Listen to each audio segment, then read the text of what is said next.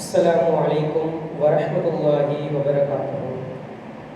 إن الحمد لله نعمده ونستعينه ونستغفره ونعوذ بالله من شرور أنفسنا ومن سيئات أعمالنا. من يهده الله فلا مضل له ومن يضلل فلا هادي له. أشهد أن لا إله إلا الله وحده لا شريك له وأشهد أن محمدا عبده ورسوله. எல்லா புகழும் புகழ்ச்சியும் விண்ணையும் மண்ணையும் படைத்து பரிபாலிக்கக்கூடிய சர்வ அதிகாரமும் படைத்த ஏகவல்ல இறைவன் ஒருவனுக்கே உண்டாகட்டுமாக. அல்ஹம்துலில்லாஹ். அல்லாஹ்வுடைய சாந்தியும் சமாதானமும் இந்த இஸ்லாமிய மார்க்கத்தின் சத்திய தூதர் எம் உயிரிலும் மேலான கண்மணி நாயகம் ஸல்லல்லாஹு அலைஹி வஸல்லம் அவர்கள் மீதும் அந்நபர்களின் வழிமுறைகளை அனுதினமும் பின்பற்றி வாழக்கூடிய அனைத்து முஸ்லிம்கள் மீதும் என்றென்றும் நின்று நிலவட்டுமாக. சிலோன் தௌஹீத் ஜமாத் மாலிகாவத்தை கிளையினால் ஏற்பாடு செய்யப்பட்டிருக்கக்கூடிய ரமலானை வரவேற்போம் எனும் கேள்வி பதில் நிகழ்ச்சியிலே நாம் அனைவரும் இந்த இடத்திலே ஒன்று குழுமிருக்கின்றோம். இன்னும் ஒரு சில நாட்களில் இறைவனால் சிறப்பிக்கப்பட்ட புனிதமிக்க ரமலானுடைய மாதம் நம்மளை வந்து அடைந்திருக்கிறது.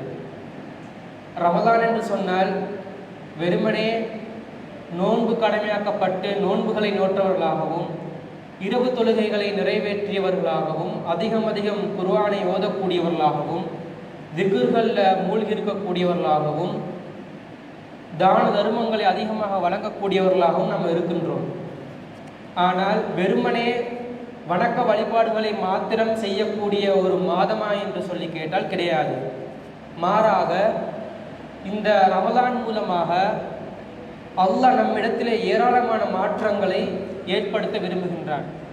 அப்போ ரமலானை அடையக்கூடியவர்கள் நாம் இறைவன் எதற்காக இந்த ரமலானை நமக்கு வழங்கியிருக்கின்றான், எந்த நோக்கத்துக்காக வழங்கியிருக்கிறான் என்பதை நாம் உரிய முறையில் அறிந்து அதன்படி செயற்பட்டு அதன்படி வாழ்க்கையை நடத்தினால்தான் நாம் ரமலானை முழுமையாக பயன்படுத்தியவர்களாக மாறுவோம். ஆனால் இன்றைக்கு நாம் இருக்கக்கூடிய சமுதாயத்தை நம்ம எடுத்து பார்த்தோம்னு சொன்னால், ரமலான் மாதம் வந்துருச்சுன்னு சொன்னால் சமுதாயத்தில் மார்க்கம் என்ற பெயரிலையும் இஸ்லாம் என்ற பெயரிலும் இஸ்லாத்தில் இல்லாத பல மூட பழக்க வழக்கங்கள் பிதஅத்தான பல காரியங்களை அரங்கேறக்கூடிய காட்சிகளை நம்ம பார்க்கின்றோம். அதற்கு எதிராகவும் நாம் பல காலங்களாக நம்முடைய ஜமாத் சார்பாகவும் பல விழிப்புணர்வுகளை மக்களுக்கு மத்தியிலே ஏற்படுத்தி வருகிறோம். இருந்தாலும் இந்த ரமலான் மாதம் குறித்தும் இந்த நோன்பு குறித்தும் மக்கள் மத்தியிலே ஒரு பல சந்தேகங்கள் இருக்கக்கூடும். அந்த சந்தேகங்களை நிவர்த்தி செய்யும் வகையில் தான் இந்த நிகழ்ச்சியை நாம் என்ன செஞ்சிருக்கிறோம், ஏற்பாடு செய்திருக்கின்றோம். இந்த நிகழ்ச்சியில் ரமலான் சம்பந்தமாகவும் நோன்புகள் சம்பந்தமாகவும் உங்களுக்கு இருக்கக்கூடிய கேள்விகளை கேட்டு அதற்குரிய தெளிவுகளை பெற்றுக்கொள்ளக்கூடிய இந்த நிகழ்ச்சி அமையும். இன்ஷா அல்லாஹ் இந்த நிகழ்ச்சி 2 பாகமாக நடைபெறும். ஆரம்பத்தில் ரமலான் சம்பந்தமாக ஒரு அறிவுரை உங்களுக்கு வழங்கப்பட்டு அடுத்த பகுதியாக உங்களுக்கு ரமலான் சம்பந்தமாக இருக்கக்கூடிய கேள்விகளை கேட்டு அதனுடைய தெளிவுகள் நாம் பெற்றுக்கொள்ளலாம். இன்ஷா அல்லாஹ் இங்கே வருகை தந்திருக்கக்கூடிய அனைவருக்கும் சிலோன் தௌஹீத் ஜமாத் மாலிகாவத்தை கிளை சார்பாக வரவேற்பதோடு இந்த நிகழ்ச்சி நிரலை பொறுப்பேற்று நடத்தி செல்வதற்காக நம்முடைய சிலோன் தௌஹீத் ஜமாத்தின் பொதுச் செயலாளர் சகோதரர் அப்துல் ராசிக் அவர்களை இந்த இடத்திற்கு அழைக்கின்றேன்.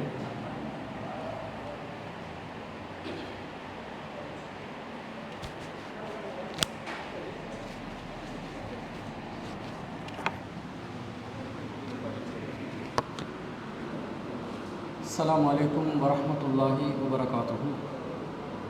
இன்னல் ஹம்தலில்லாஹ் நஹ்மதுஹு வ நஸ்தஈனுஹு வ நஸ்தக்ஃபிருஹு வ நஊது பில்லாஹி மின் ஷுரூரி அன்ஃபுஸினா வ மின் ஸய்யிஆத்தி அஅமாலினா. மை யஹ்திஹில்லாஹு ஃபலா முضில்ல லஹு வ மை யுضلل ஃபலா ஹாதிய லஹு. வ அஷ்ஹது அன் லா இலாஹா இல்லல்லாஹ் வஹ்தஹு லா ஷரீக லஹு வ அஷ்ஹது அன்ன முஹம்மதன் அப்துஹு வ ரசூலுஹு. அம்மா பஅத். அகிலத்தை படைத்து பரிபாலிக்கக்கூடிய எல்லாம் வல்ல அல்லாஹ்வுக்கே புகழனைத்தும் அல்லாஹ்வின் சத்திய தூதர் எம் உயிரிலும் மேலான கண்மணி நாயகம் ஸல்லல்லாஹு அலைஹி வஸல்லம் அவர்கள் மீதும் அன்னவர்களை பின்பற்றி வாழக்கூடிய அனைத்து முஸ்லிம்கள் மீதும் எல்லாம் வல்ல அல்லாஹ்வின் கருணையும் சாந்தியும் என்னென்னும் நிலவட்டுமாக. அன்பிற்குரிய அல்லாஹ்வின் நல்லடியார்களே, சிலோன் தௌஹீத் ஜமாத்தின் மாளிகாவத்தை கிளை சார்பாக புனிதமிக்க ரமலானை வரவேற்கும் முகமாக ஏற்பாடு செய்யப்பட்டிருக்கக்கூடிய இந்த விசேட கேள்வி பதில் நிகழ்ச்சியிலே நாம் அனைவரும் அமர்ந்திருக்கிறோம். கேள்வி பதிலுக்கு செல்வதற்கு முன்பதாக இந்த ரமலான் சம்பந்தப்பட்ட நாம் அறிய வேண்டிய சில செய்திகளை உங்களுக்கு தெளிவுபடுத்தலாம் என ஆசைப்படுகிறேன். உங்கள் அனைவருக்கும் தெரியும், அல்லாஹ் ரப்புல் ஆலமீன் மனிதர்களுக்கு பலவிதமான வணக்கங்களை கடமையாக்கி இருக்கிறார். அதிலும் குறிப்பாக முக்கியமான 5 கடமைகளில் ரமலான் மாதத்திலே நாங்கள் நோன்பு நோக்க வேண்டும் என்றும் அல்லாஹ் கடமையாக்கி வைத்திருக்கிறார். இந்த கடமையை பற்றி இறைவன் குறிப்பிடுகின்ற நேரத்திலே திருக்குர்ஆனில் 2வது அத்தியாயத்தில் 184வது வசனத்தில் அல்லாஹ் சொல்கிறான், வஅன் தஸூமு கைருல் லகும், நீங்கள் நோன்பு நோற்றால் அது உங்களுக்கு சிறந்தது, இன் குன்தும் தஅலமூன், நீங்கள் அறியக்கூடியவர்களாக இருந்தால் என்று அல்லாஹ் சொல்கிறார். அதாவது 4-5 விஷயங்கள், பல செய்திகளை உங்களுக்கு தெரிகிற ஒரு நிலையில் நீங்கள் இருந்தீங்க என்று சொன்னால், உலக விவகாரங்களையும் அறியக்கூடிய நிலையில் நீங்கள் இருந்தீங்க என்று சொன்னால், அல்லது ஆன்மீக ரீதியான நன்மைகளை அறியக்கூடிய விதத்தில் நீங்கள் இருப்பீர்கள் என்று சொன்னால், ரமலான் மாதத்தில் நோன்பு நோட்பது தான் சிறந்தது என்பதை அறிந்து கொள்ளுங்கள் என்று அல்லாஹ் சொல்கிறான். அப்போ நாங்கள் நோன்புல ஏதோ ஒரு சிறப்பு அடையவிருக்கிறோம். அந்த சிறப்பு என்னவென்பதை அல்லாஹு தாலா பல விதங்களில் பல இடங்களில் திருக்குர்ஆனிலும் நபிகள் நாயகம் ஸல்லல்லாஹு அலைஹி வஸல்லம் அவர்களூடாகவும் நமக்கு சொல்லித் தருகிறார். அந்த செய்திகளையும் தாண்டி இந்த ரமலானுக்குள்ளே இருக்கக்கூடிய பௌதீக ரீதியான, உலக ரீதியான, உடல் ரீதியான, உள ரீதியான சில நன்மைகள் இருப்பதையும் நாங்கள் தற்போதைய நவீன காலத்தில் கண்டறிந்து கொள்கிறோம். என்ன நன்மைகள் என்று சொன்னால், ரமலான் என்பது வெறுமனே பசித்திருப்பது, தாகித்திருப்பது என்பது மாத்திரம் அனைவரும் விளங்கிக் கொள்ளக்கூடிய ஒரு நிலையில் அல்லாஹ் தஆலா அது உங்களுக்கு சிறந்தது என்றான். சிறந்தது என்று சொன்னால் கண்டிப்பாக அதில் எங்களுக்கு நன்மைகள் இருக்கும். அந்த நன்மைகளை நாங்கள் அறிந்து ஆராய்ந்து தேடி கண்டுபிடித்தோம் என்று சொன்னால் அதை புரிந்து கொள்ளலாம் என்று அல்லாஹ் இந்த வசனத்தின் ஊடாக நமக்கு தெளிவுபடுத்துகிறான். இன் குன்தும் தஅலமூன் என்றான் அல்லாஹ், நீங்கள் அறிவீர்கள் என்றால் இதில் நன்மை இருக்குது. அப்போ நாங்கள் தேடி ஆராய்ச்சி செய்ய கடமைப்பட்டிருக்கிறோம். ஆனால் துரதிர்ஷ்டவசமாக முஸ்லீம் சமூகத்தில் உள்ளவங்க இதில் உள்ள நன்மைகள், இதில் உள்ள சிறப்பம்சங்கள் என்ற பெயரில் எதுவும் அறிவியல் ரீதியாக ஆராய்ச்சி செஞ்சதாக நமக்கு தெரியலை. என்ன சொல்லுவாங்க, நோன்பு பிடிச்சா 7 பசியை நாங்கள் உணர்ந்து கொள்ளலாம் என்றுவாங்க. இதுதான் நமக்கு தெரிஞ்ச அறிவியலாட்டம் நினைக்கிறாங்க. 7 பசி பட்டினி நமக்கு விளங்கும் அப்படின்ற மாதிரி சொல்கிறாங்க. ஆனால் அது கண்டிப்பாக காரணமாக இருக்காது. ஏனென்று சொன்னால் அல்லாஹ் 7க்கு நோன்பை கடமையாக்கி, அப்போ அந்த 7 யாரிட பசியை உணர போகிறான்? ஏற்கனவே அவன் உணர்ந்து தான் இருக்கிறான். இப்போ இது ஒரு நன்மையாக இருக்கக்கூடிய ஒரு விஷயம் இல்லை, நோம்பின் நோக்கத்தை வெளிப்படுத்தக்கூடியதாகவும் இல்லை. அல்லது யாரு நோன்பாளிகளாக இருக்கிறார்களோ அவர்கள் உடல் ஆரோக்கியத்திற்காக வேண்டி நோன்பு பிடிக்கணும் என்பதை ஒரு பரவலான கருத்தாக எங்களோட சமூகத்தில் சொல்றாங்க. இந்த கருத்தை பொதுவாகத்தான் சொல்றாங்களே தவிர உள்ளுக்குள்ள ஆராய்ந்து அவர்கள் சொல்லவில்லை. ஆனால் அல்லாஹ்வுடைய மிகப்பெரிய அற்புதம் என்னென்று சொன்னா, இன்று நவீன கால மருத்துவர்கள் இந்த நோன்பு சம்பந்தமாக பலவிதமான கருத்துக்களை தெரிவிக்கிறார்கள். யார் ஒருவர் தொடர்ச்சியாக நோன்பு நோற்று இருப்பார்களோ குறிப்பிட்ட சில மணித்தியாலங்கள், அவருடைய உடல் உறுப்புகள் அனைத்தும் சீராக இயங்கும் என்பதை இன்று அறிவியல்ல கண்டுபிடிக்கிறாங்க. ஏன்னா நீங்க கூட புரிஞ்சிருப்பீங்க, அறிஞ்சிருப்பீங்க, நடைமுறையில் ஒரு மருத்துவ பரிசோதனைக்காக வேண்டி எங்களை வர சொன்னான். இரத்த பரிசோதனையோ அல்லது சுகர், டயபெட்டிக்ஸ் இருக்கிறதா, கொலஸ்ட்ரால் இருக்குதா என்பன போன்ற பரிசோதனைகளுக்கு, மருத்துவ பரிசோதனைகளுக்காக வேண்டி எங்களை வர சொன்னா என்ன சொல்லுவான், 12 மணித்தியாலங்களுக்கு நீங்க நோம்பு பிடிச்சிட்டு வாங்கடுவான். எதனால் அதை சொல்றாங்க தெரியுமா? உடம்புல சீரான இயக்கம் எப்படி என்றது அப்பதான் விளங்கும்.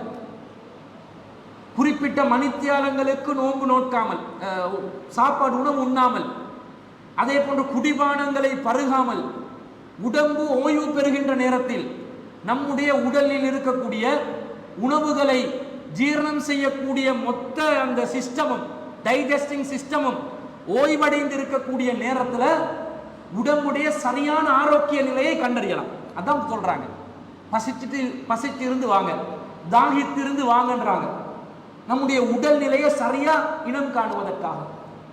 அப்ப இதுல இருந்து நாம என்ன விளங்கிக் கொள்றோம்?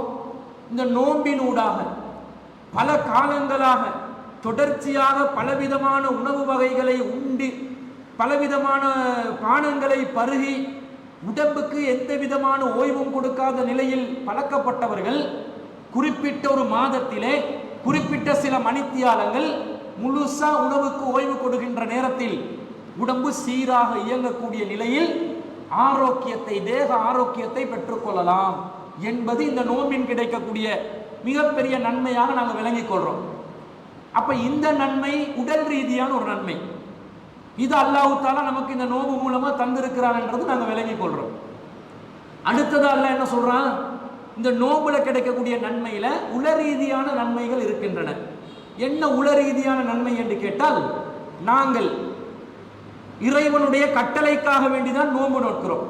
அந்த கட்டளையை இறைவன் எப்படி சொல்கிறான்? 2வது அத்தியாயத்தில் 183வது வசனத்தில் அல்லாஹ் சொல்லும் போது, யா அய்யுஹல்லதீன ஆமனு, நம்பிக்கை கொண்டவர்களே, குத்திப அலைக்குமுஸ் ஸியாம் கமா குத்திப அலல்லதீன மின் கப்லிக்கும், உங்கள் மீது நோன்பு கடமையாக்கப்பட்டுள்ளது உங்களுக்கு முன் சென்றவர்கள் மீது கடமையாக்கப்பட்டதை போன்று, லஅல்லக்கும் தத்தகூன், நீங்கள் இறையச்சம் உள்ளவர்களாக மாற வேண்டும். ஐயாமம் மஅதூதாத், அதற்காக வேண்டி சில நாட்கள் நீங்கள் குறிப்பிட்ட நாட்களில் நோன்பு நோக்கணும் என்றான் அல்லாஹ். அப்ப இறையச்சம் உண்டாகுவதற்காக நோன்பு. இது உள ரீதியான ஒரு பரிசுத்தத்தை நமக்கு அல்லாஹ் ஏற்படுத்துறான். என்ன இறையச்சம்? எப்படி அது ஏற்பட போகிறது? ஒரு மனிதன் மனிதனாக வாழ்வதற்குரிய அனைத்து விதமான கட்டளைகளையும் அல்லாஹ் திருக்குர்ஆன்ல நமக்கு வழங்கி இருக்கிறான். அந்த திருக்குர்ஆனுடைய கட்டளைகளுக்கு ஏற்றாற் போல் நபிகள் நாயகம் ஸல்லல்லாஹு அலைஹி வஸல்லம் அவர்கள் வாழ்ந்து வஃபாத்தாகி இருக்கிறார்கள். அப்போ ஒரு மனிதன் சிறந்தவனாக வாழ்வதற்கு, ஒரு மனிதன் நல்லவனாக வாழ்வதற்கு எது மனிதன் செய்ய வேண்டும், எதை ஒரு மனிதன் செய்யக்கூடாது என்பதுதான் இறைவனுடைய வேதத்தின் கட்டளைகளாக, வழிகாட்டுதல்களாக இருக்கின்றன.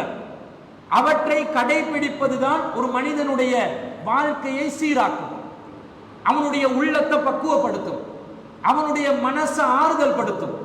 அடுத்தவனுக்கு தொந்தரவு இல்லாம, அடுத்தவனுக்கு சிரமம் இல்லாம, அடுத்தவனுக்கு முசீபத்தை காக்காம, அடுத்தவனுக்கு தொந்தரவு இல்லாம, எந்த இடையூறும் பண்ணாம, அடுத்தவன் பொருளாதாரத்தை சூறையாடாம, அடுத்தவனுடைய மானத்தை வாங்காம, அடுத்தவனுடைய வாழ்க்கைக்கு இடையூறாக இருக்காம ஒரு வாழ்க்கையை நாம் வாழும் பொழுது, பிறருக்கு தொல்லை இல்லாத, இன்னும் சொல்ல போனால் ஒரு படி தாண்டி பிறருக்கு நலம் நாடி வாழக்கூடிய ஒரு வாழ்க்கையை நாம் வாழுகின்ற நேரத்தில் நம்முடைய உள்ளத்துக்கு ஒரு ஆறுதல், ஒரு நிம்மதி, ஒரு சந்தோஷம் ஏற்படுகிறது இல்லையா? என்னதான் குற்றங்கள் செய்யக்கூடியவர்கள், கொலையாளிகள், இன்று சர்வசாதாரணமாக கொலைகள் பெருகி கொண்டிருப்பதை பார்க்கிறோம். நீதிமன்ற வளாகத்துக்குள்ளே புகுந்து சர்வசாதாரணமாக கொலை செஞ்சுட்டு போறான். பாதாள கோஷ்டி மீண்டும் என்ன செய்து தலையை தூக்குது. அப்ப இந்த நேரத்தில் மனிதர்களுக்கு ஒரு அச்சமான நிலை ஏற்படுதா இல்லையா? மனசுக்கு ஒரு நிம்மதி இல்லாத ஒரு நிலை ஏற்படுதா இல்லையா? அடுத்தவன் நம்முடைய உயிரை வாங்குற நிலையில இருக்கிறான், நம்முடைய உயிருக்கு பாதுகாப்பு இல்லை, நம்முடைய பொருளாதாரத்துக்கு பாதுகாப்பு இல்லை, நம்முடைய பிள்ளைகளுக்கு பாதுகாப்பு இல்லை என்று நாம் கருதுகின்ற நேரத்தில் நம்முடைய உள்ளம் நிம்மதி அடையாது, சந்தோஷமா இருக்காது. அப்ப அந்த யாரெல்லாம் குற்றம் செய்கிறார்களோ அவர்களுடைய பார்வையில் எடுத்து பார்த்தாலும் மன சந்தோஷத்தோட அதை செய்ய மாட்டான். ஏதோ குறிப்பிட்ட குறுகிய லாபங்களை அடைந்து கொள்வதற்காக வேண்டி, ஒரு சில பைசாக்களுக்காக வேண்டி, காசு பணத்துக்காக வேண்டி செய்கிறார்களே தவிர அவர்களுடைய உள்ளங்கள் குறுகுறுக்கத்தான் செய்யும். குற்றவியல் விசாரணை பிரிவுகள்ல ஒரு குற்றவாளிய சந்தேக நபரை விசாரணை செய்கின்ற நேரத்தில் அவனுடைய பிளட் பிரஷர் எப்படி இருக்குதுன்னு பார்ப்பான். சாதாரணமான நிலையில பதில் சொல்கிறார்களா, ஒரு பதட்டத்தோடு பதில் சொல்கிறார்களா என்று பார்ப்பார்கள். அதுல இருந்துதான் பொய் சொல்றாங்களா உண்மையை சொல்றாங்களான்னு கண்டறிவாங்க. பொய் சொல்லும் பொழுது ரொம்ப பதட்டம் ஏற்படும். உள்ளம் குறுகுறுத்த நிலையில் பதில்கள் வருகின்ற நேரத்தில் உள்ளத்தில் ஒரு பதட்டம் ஏற்படும்.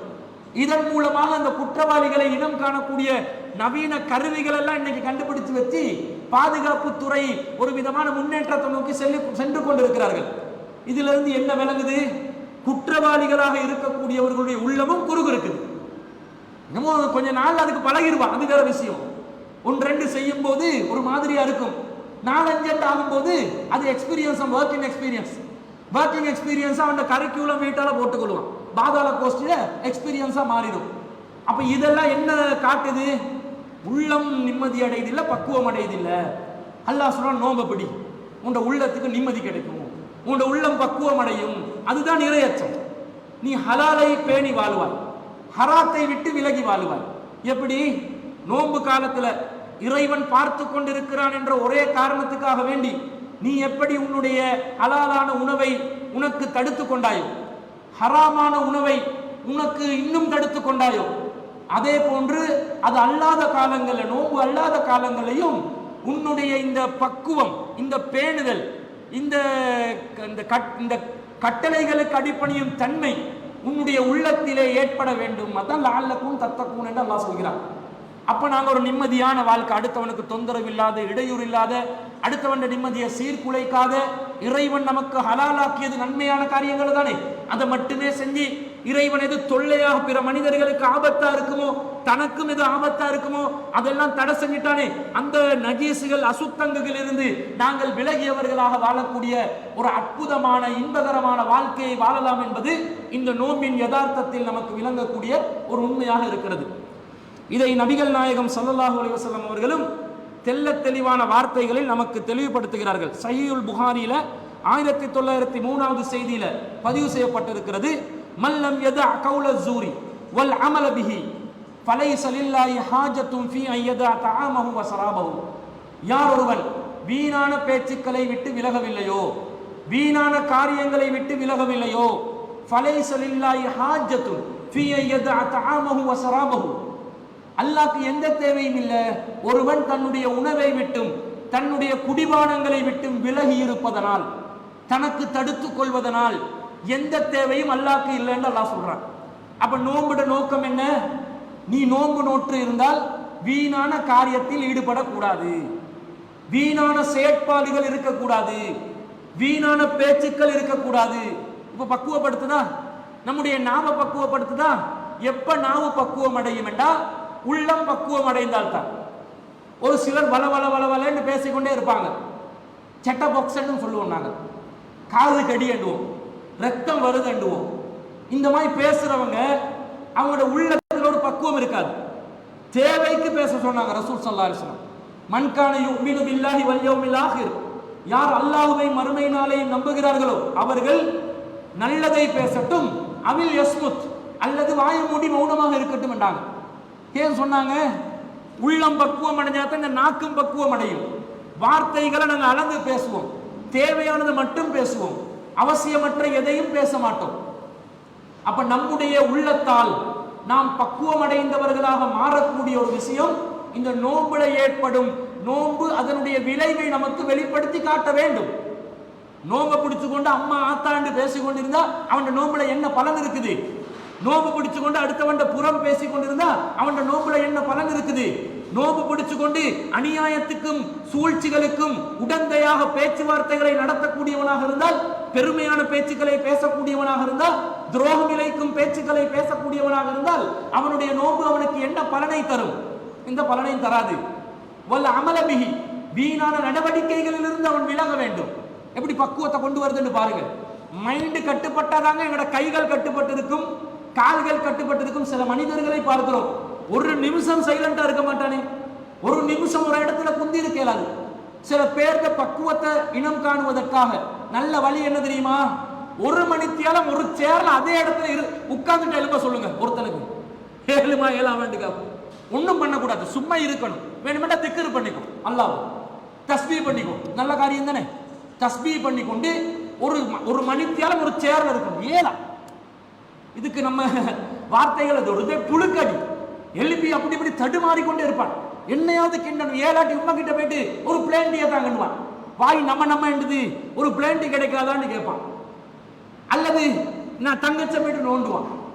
சின்ன புள்ள இருந்தா நோண்டி விட்டுட்டு அது அழுறதை பார்த்து சிரிப்பான். இந்த குரங்கு வித்தைகள், இது இந்த குரங்கு வித்தைகள் காட்டுவது ஒரு மனிதனுடைய வாழ்க்கையில சகஜமா மாறி இருக்குதா இல்லையா? அதுவும் சிறு பிள்ளைகள் சில பேர் இருப்பாங்க, ரொம்ப அடாவடித்தனம் பண்ணுவாங்க.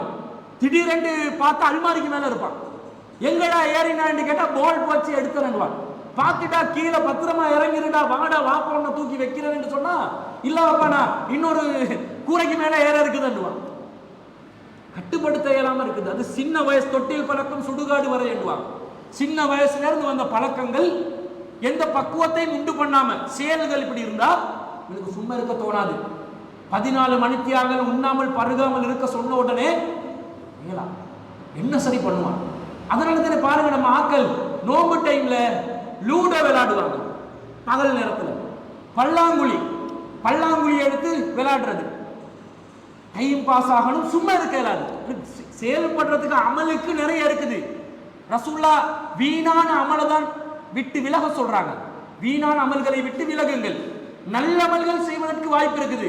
நம்மளோட நோக்கம் என்னவெல்லாம் எதுக்கு போவோம்? வீணான அமலுக்கு தான். பல்லாங்குழி விளையாடுவோம் வாங்க, பின்டோவா விளையாடுவோம் வாங்க.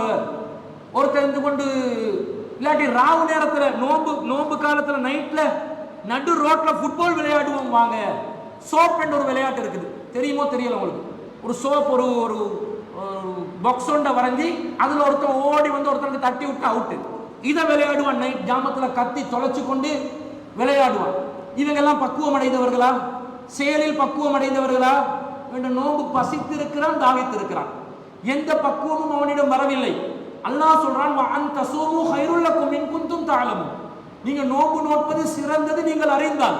அறிந்து நோம்பு நோட்பதாக இருந்தால் இந்த வீணான காரியங்களை விட்டு அவன் விலக வேண்டும். இன்னொரு ரிவாயத்துல ரசூலுல்லாஹ் சொல்றாங்க, ஜஹ்ல மடமைத்தனத்திலிருந்து ஒருவன் விலக வேண்டும்.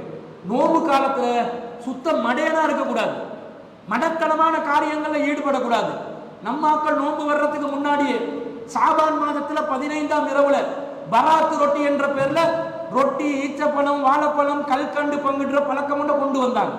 எங்கால வந்துச்சு என்று கேட்டா பாரம்பரியத்திலிருந்து நாங்க செஞ்சு வாரம் என்றாங்க. ரசூலுல்லாஹ் இதுக்கு வழிகாட்டினாங்களா? ஹதீஸ் ஆதாரங்கள் இருக்குதா?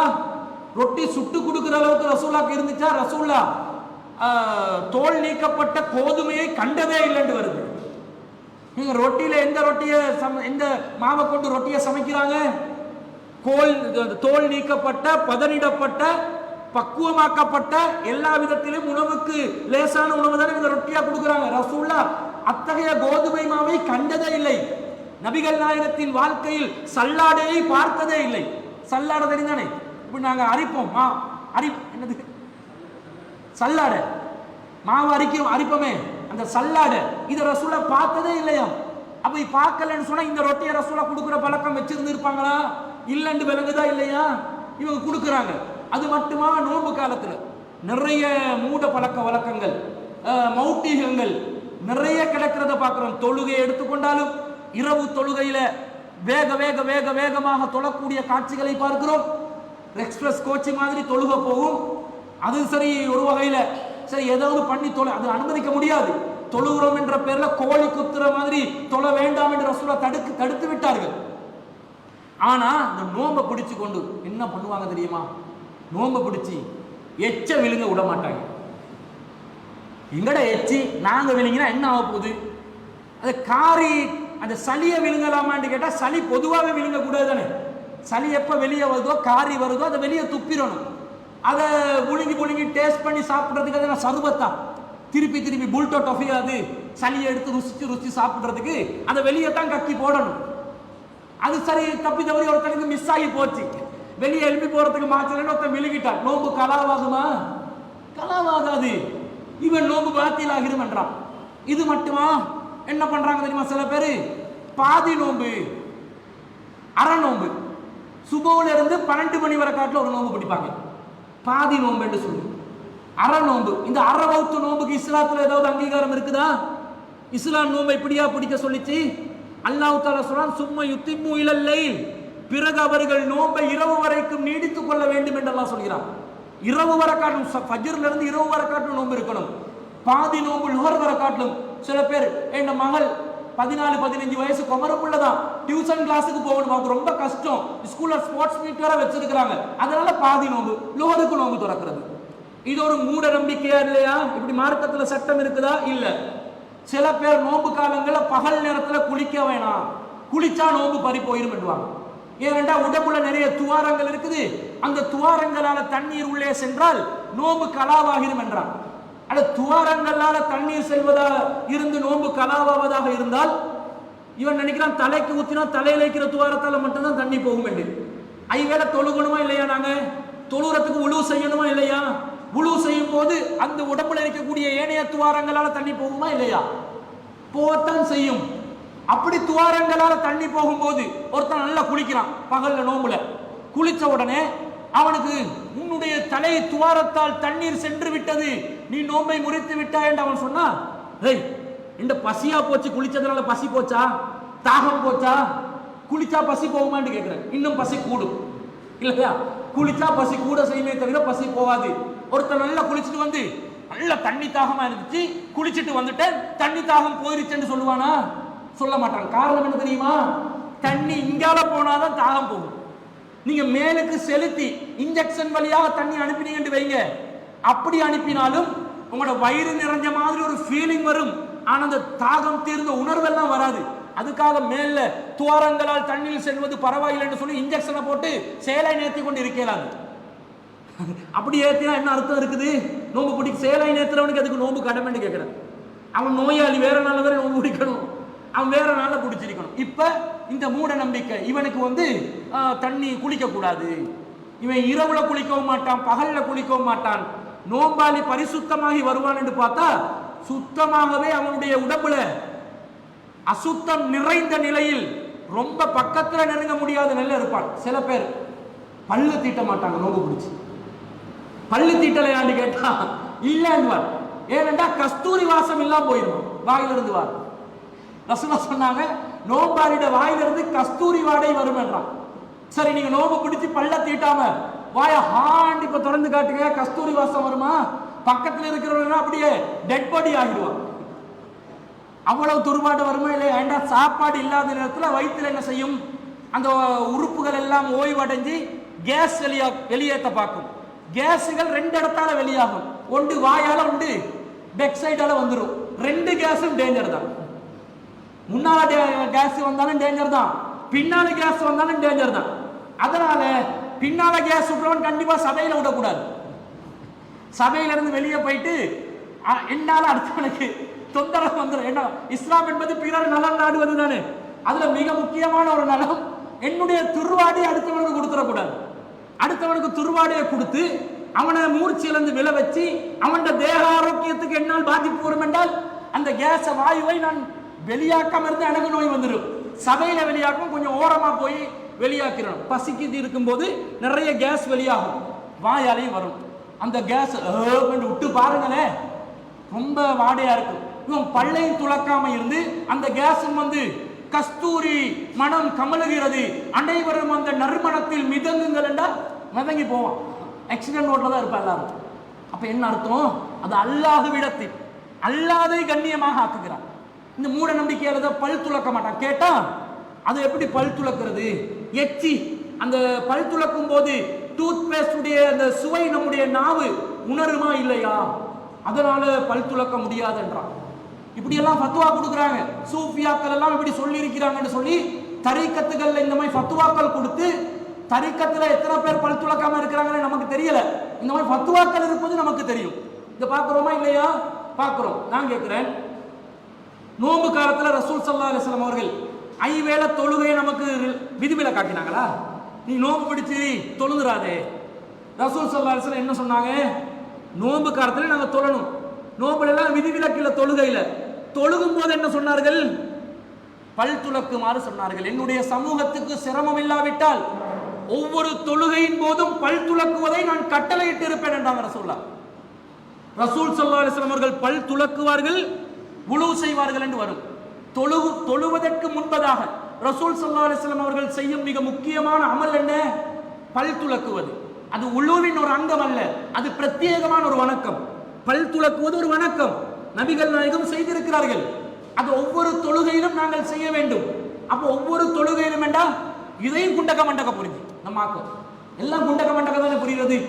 தலை எது வால் எதுன்னு புரிகிறது. வால் தலைன்னு மாத்தி தான் சொல்றது எல்லாத்தையும். பல் துலக்கிறது ஒவ்வொரு தொழுகையிலும் ரசூலா கட்டளை இட்டாங்கன்னு சொல்லி சில பேர் என்ன பண்ணுவாங்கன்னா, சஃப்ல வந்து மிஸ்வா குச்சி எடுத்து அவ்வளவு இப்படி பல்ல தீட்டுவான். தீட்டின பல்லுல எச்சி வந்திருக்கும். இது என்ன செய்யறது? துப்பணுமா இல்லையா? துப்ப மாட்டான், முழுங்குவான். இப்படி முழுங்கி என்ன ஆரோக்கியம். என்ன சுத்தம்? அத்துஹூரு நிஸ்புல் ஈமான், சுத்தம் என்பது ஈமான்ட பாதி. ஈமானே இல்லாமக்கிற வேலையை பண்ணி கொண்டு இருக்கிறாங்க. இதெல்லாம் மூட நம்பிக்கைகள். ரசூலுல்லாஹ் சொல்றாங்க தொழுகும் போதுன்னா தொழுகைக்கு முன்பதாக அர்த்தம், உழுவின் போது அர்த்தம். என்ன ரசூலுல்லாஹ் உழுவுக்கு முன்னாடி தான் பல் துலக்குவாங்க, பல் துலக்க சொல்லி இருக்கிறாங்களே. இப்ப ரசூலுல்லாஹ் அந்த மாதிரி ரமலானிலும் ரசூலுல்லாஹ் பல் துலக்கி தானே இப்ப தொழுது இருப்பாங்க. ரமலான்ல இதுல விதிவிலக்கப்பா, நீங்க மிஸ்வாக் குச்சியை எடுத்து டூத் பேஸ்ட்ல சிக்னலோ குளோகேட்டோ ஏதாவது ப்ளீச்சிங் பவுடரோ எதையாவது போட்டு பல் துலக்கிறேன்னு வைங்க. ஒரு பேச்சுக்கு ப்ளீச்சிங் பவுடரை போட்டு பல் துலக்க கூடாது சும்மா சொன்னேன்னா, அப்புறம் ஃபத்வா கொடுத்துட்டு அதுல போயிட்டு யாராவது பல் துலக்கி வாய்க்கு பல்லெல்லாம் கண்ணு விழுந்துச்சுன்னா நான் பொறுப்பு சொல்லலாது. எதையாவது போட்டு பல்ல துலக்கி துலக்கும் பொழுது ஒரு சுவை வருது, அதனால் பயன்படுத்த மாட்டோம் என்றால் மிஸ்வாக் குச்சி எடுத்து நீங்க பல் துலக்குறீங்க. மிஸ்வாக் குச்சியோட ஒரு விதமான கசப்பு வருமா இல்லையா? அதுவும் ஒரு விதமான சுவை தானே. கசப்பு, உவர்ப்பு, இனிப்பு எல்லாம் தானே சுவைகள்ல வருது. அறுசுவையில எல்லாமே தானே வரும். உவர்ப்பும் கசப்பும் எல்லாம் இருக்கத்தானே செய்யும். மிஸ்வாக் குச்சியை எடுத்து பாருங்க, நல்ல ஒரு டொஃபியை திங்கிற மாதிரி ருசியா இருக்குமா? அல்லது ருசியும் இல்லை, இனிப்பும் இல்லை, கசப்பும் இல்லாம இருக்குமா? ஒரு விதமான புளிப்பும் கசப்பும் அதிலே வரும். என்ன மரக்குச்சி, ஒரு மரக்குச்சி. அப்ப மரக்குச்சி ஒன்றை வச்சு பல் துலக்கின் ரசூலுல்லாஹ் பல் துலக்கி இருந்தார்கள் என்றால் அதனூடாக ஒரு சுவை, ஒரு இனிப்பு சுவை இல்லாவிட்டாலும் வேறொரு விதமான சுவை வந்திருந்ததா இல்லையா? அதனால ரசூலுல்லாஹ் நோன்பு காலத்துல யாரும் மிஸ்வாக் குச்சியை பயன்படுத்தாதீர்கள், பல் துலக்காதீர்கள் என்று தடை விதித்தார்களா? இல்லை. இப்படி செய்யறதை நாங்க பார்க்கிறோம். அடுத்தது நிறைய சில பேர் நோன்பு பாத்திலாகும் என்று கண்ட நின்ற காரியங்களுக்கெல்லாம் நோன்பு பாத்திலாகும் என்று சொல்லி பயணத்துல போவாதே, அது பண்ணாதே, இது பண்ணாதே, நீ அல்லாஹ் குர்ஆனை ஓதிக்கொண்டுதான் இருக்கணும், நீ சும்மா உலக செய்தியை பார்த்துறாது, நோன்பு தொலைஞ்சு போயிடும் என்றெல்லாம் சொல்லி சமூகத்தை வழிகெடுப்பதை பார்க்கிறோம். இது நோன்புல இல்ல நன்மை அல்ல. இந்த மடத்தனத்தை விட்டு நாங்கள் வெளியே வர வேண்டும். அடுத்ததான் ரசூலுல்லாஹ் சொல்றாங்க, ஒருத்தன் இன்னொரு அறிவிப்புல சொல்றாங்க, புகாரில 1903 ரசூலுல்லாஹ் சொல்றாங்க, யார் ஒருவன் நோன்பு பிடிச்சு கொண்டு இருக்கிறானோ அவன் தன்னுடைய மனைவியோட கூட நெருக்கமா இருக்கலாம் என்றால் இல்லறத்தில் ஈடுபடக்கூடாது, அது தடுக்கப்பட்டுள்ளது நோன்பு நேரத்தில். மற்றபடி நபி ஸல்லல்லாஹு அலைஹி வஸல்லம் சொல்றாங்க, கானன் நபி ஸல்லல்லாஹு அலைஹி வஸல்லம் யுகப்பிலு வயுபாசிரு வஹுவ ஸாயிமுன், நபிகள் நாயகம் ஸல்லல்லாஹு அலைஹி வஸல்லம் அவர்கள் நோன்பு நோட்டு இருக்கும் பொழுது என்னை முத்தமிடுவார்கள். ஆயிஷா ரலியல்லாஹு அன்ஹா சொல்றாங்க. அதே போன்று என்னை கட்டி அணைப்பார்கள், கட்டி அணைச்சு முத்தமிடுவாங்கன்னு வருது. அப்ப ரசூல் ஸல்லல்லாஹு அலைஹி வஸல்லம் நோன்பு நேரத்தில், இந்த செய்தி புகாரில 1927வது செய்தி, கட்டி அணைச்சு முத்தமிடக்கூடிய ஒரு நிலையில் இருந்திருக்கிறார்கள்.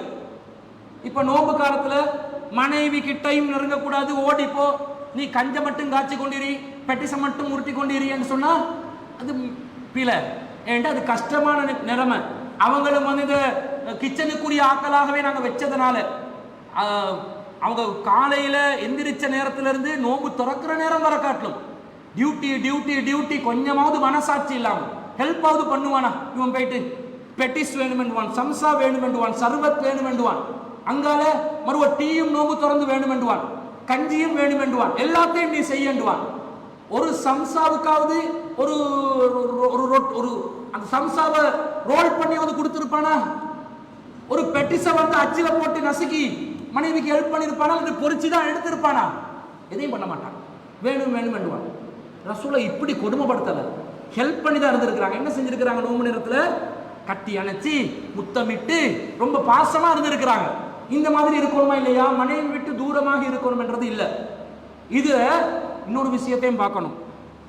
இதை நபி ஸல்லல்லாஹு அலைஹி வஸல்லம் அவர்கள் யாருக்கு அனுமதித்தார்கள் என்று பார்க்கணும். ஒரு மனிதர் அன்ன ரஜுலன் ஸஅலன் நபிய ஸல்லல்லாஹு அலைஹி வஸல்லம் அனில் முபாஷரத்தி லிஸ்ஸாயிமி, ஒரு மனிதர் நபிகள் நாயகம் ஸல்லல்லாஹு அலைஹி வஸல்லம் அவர்களிடம் வந்து நோம்பாளியாக இருந்து மனைவியை கட்டி அணைப்பது சம்பந்தமாக கேட்டார்கள்.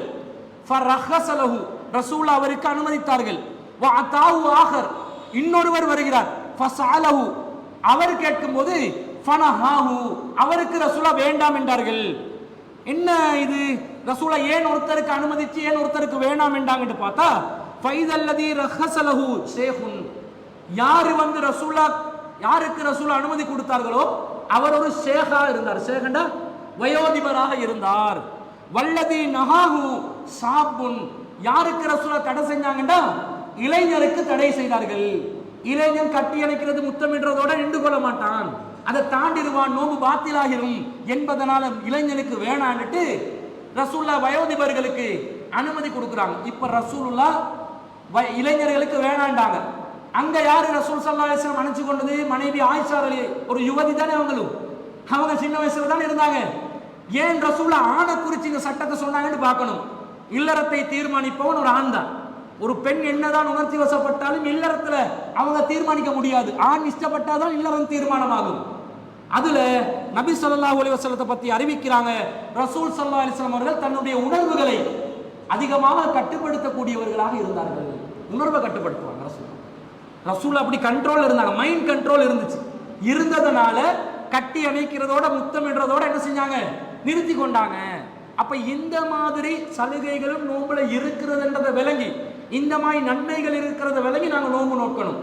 இன்னொரு அறிவிப்புல ரசூல் ஸல்லல்லாஹு அலைஹி வஸல்லம் சொல்றாங்க, நீங்க யாராவது நோம்பு நோற்று கொண்டிருக்கிறீர்கள், ஒருத்தன் உங்களோடு சண்டை பிடிக்க வர்றான், ஃபல்யகுல் இன்னி சாயிமுன் மர்ரத்தைன், அவர் சொல்ல வேண்டும் நான் நோம்பாளி என்று 2 தடவைகள் சொல்ல வேண்டும் என்று ரசூலுல்லாஹ் சொல்றாங்க. நோம்புல உள்ளம் கட்டுப்படுத்திக் கொள்ற மாதிரி பாருங்க, வீணான காரியங்களை கட்டுப்படுத்திக் கொள்ற மாதிரியே பாருங்க ரசூலுல்லாஹ் எப்படி சொல்லி தர்றாங்க. யாராவது சண்டை பிடிக்க வந்தா இஸ்லாமிய மார்க்கம் என்ன சொல்லுது, வேணான்னு அவனை தடுத்துறணும். மீறி அவன் அடிச்சானண்டா அவனுக்கு திருப்பி அடிக்கலாம். அவன் எந்த அளவுக்கு நம்மளை காயப்படுத்தினானோ அந்த அளவுக்கு அவனை காயப்படுத்தலாம். இஸ்லாமிய அரசாங்கம் இருந்து அரசாங்கத்துக்கிட்ட ஒப்படைக்கணும், நாங்க கையில் எடுக்கக்கூடாது சட்டத்தை. இதானே பொதுவான விதி. ஆனா இலங்கை நாட்டில் அடிச்சவனுக்கு அடியெல்லாம் சொல்ல மாட்டான், போலீஸுக்கு வந்து புகார் செய்யணும் தான் சொல்லுவான். அப்ப ரசூல் ஸல்லல்லாஹு அலைஹி வஸல்லம் இந்த சமூகத்துக்கு என்ன சொல்லி கொடுக்குறாங்க, நோன்பு பிடிக்கிற நேரத்தில் ஒருத்தவனுக்கு அடிக்க வந்தா நீ என்ன சொல்லணும், நான் நோம்பாளி, உனக்கு திருப்பி அடிக்கிறதுக்கு உனக்கு உரிமை இருந்தாலும் நீ உன்னுடைய உள்ளத்தை கட்டுப்படுத்திக் கொள்ள வேண்டும். அதுக்காக ஒருத்தன் கத்தி எடுத்து குத்துறதுக்கே வரான், கத்தி முனையில துப்பாக்கி முனையில வந்து வைக்கிறான். அந்த நேரத்தில் நான் நோம்பாளி என்றா கதை முடிஞ்சிடும், அவ்வளவுதான், கோவிந்தான்னு போக வேண்டியதுதான். அந்த நேரத்தில் அது இடம் பொருள் லேவல கவனிக்கணும், அந்த நேரம் இல்லை. இப்ப ரசூலுல்லாஹ் பத்ர் போர் செஞ்சாங்க, எப்படி செஞ்சாங்க, நோம்பு பிடிச்சு தானே செஞ்சாங்க, போரே செஞ்சிருக்கிறாங்களே. அப்ப பத்ர் போர்ல போயிட்டு எதிரிகள் அடிக்கும் போது இன்னி சாயிமுன் என்று சொல்லிக் கொண்டிருந்தாங்களா, நஹ்னு சாயிமுன், நாங்கள் நோம்பாளிகள் சொல்லிக் கொண்டா இருந்தாங்க இல்ல. அப்ப எவனாவது தன் வீணா வம்புக்கு வந்து அவனை தடுத்து நிறுத்தாவிட்டால் நாம் அனைவரும் அழிந்து விடுவோம் என்ற ஒரு நிலை வந்தால் என்ன செய்யலாம், இந்த தடை நீங்கிடும். இந்த மாதிரி ஒரு பல நன்மைகளை, உடல் ரீதியாக நன்மையை தருது, நமக்கு தேக ஆரோக்கியத்தை நோம்பு தருது, உள ரீதியாக நன்மையை தருது, நல்லதுல ஈடுபட்டு தீயதிலிருந்து விலகி கொள்ளக்கூடிய பக்குவத்தை தருது, அதே போன்று நம்முடைய செயற்பாடுகளை பக்குவமாக்குது. இந்த மாதிரி உடல் உள செயற்பாடுகள் அனைத்தையும் பக்குவம் படுத்தக்கூடிய தன்மை நோம்புக்கு இருப்பதனாலதான் அல்லாஹ் சொல்றான், நீங்க நோம்பு பிடிச்சா உங்களுக்கு நல்லது, இன் குன்தும் தஅலமூன், நீங்கள் அறியக்கூடியவர்களாக இருந்தால் என்று அல்லாஹ் சொல்கிறான். அந்த மாதிரி ஒரு சிறப்பான நோம்பாக இந்த நோம்பை நாங்க ஆக்கிக்கொள்ளணும். புரிஞ்சு விளங்கி சட்ட திட்டங்களை அறிஞ்சி அந்த நோம்புல நாங்க எதை செய்யணும் எதை செய்யக்கூடாதுன்றதை விளங்கி இறை அச்சத்தை வளர்த்து அந்த நோம்புல கிடைக்கக்கூடிய நன்மைகளை கூடுதலான முறையில் அடைந்து ஒரு சிறப்பான நோம்பாக இந்த வரும் ரமலானை நாங்கள் ஆக்கிக் கொள்வோம் என்று சொன்னால் அல்லாஹ் நமக்கு விதித்த அனைத்து நன்மைகளையும் நோம்பிலே நாங்கள் அடைந்து கொள்ள முடியும் என்பதை கூறிக்கொண்டு என்னுடைய அறிமுக உரையை நிறைவு செய்து கொள்கிறேன். உங்களுடைய கேள்விகளுக்கான வாய்ப்புகளை வழங்கிவிட்டு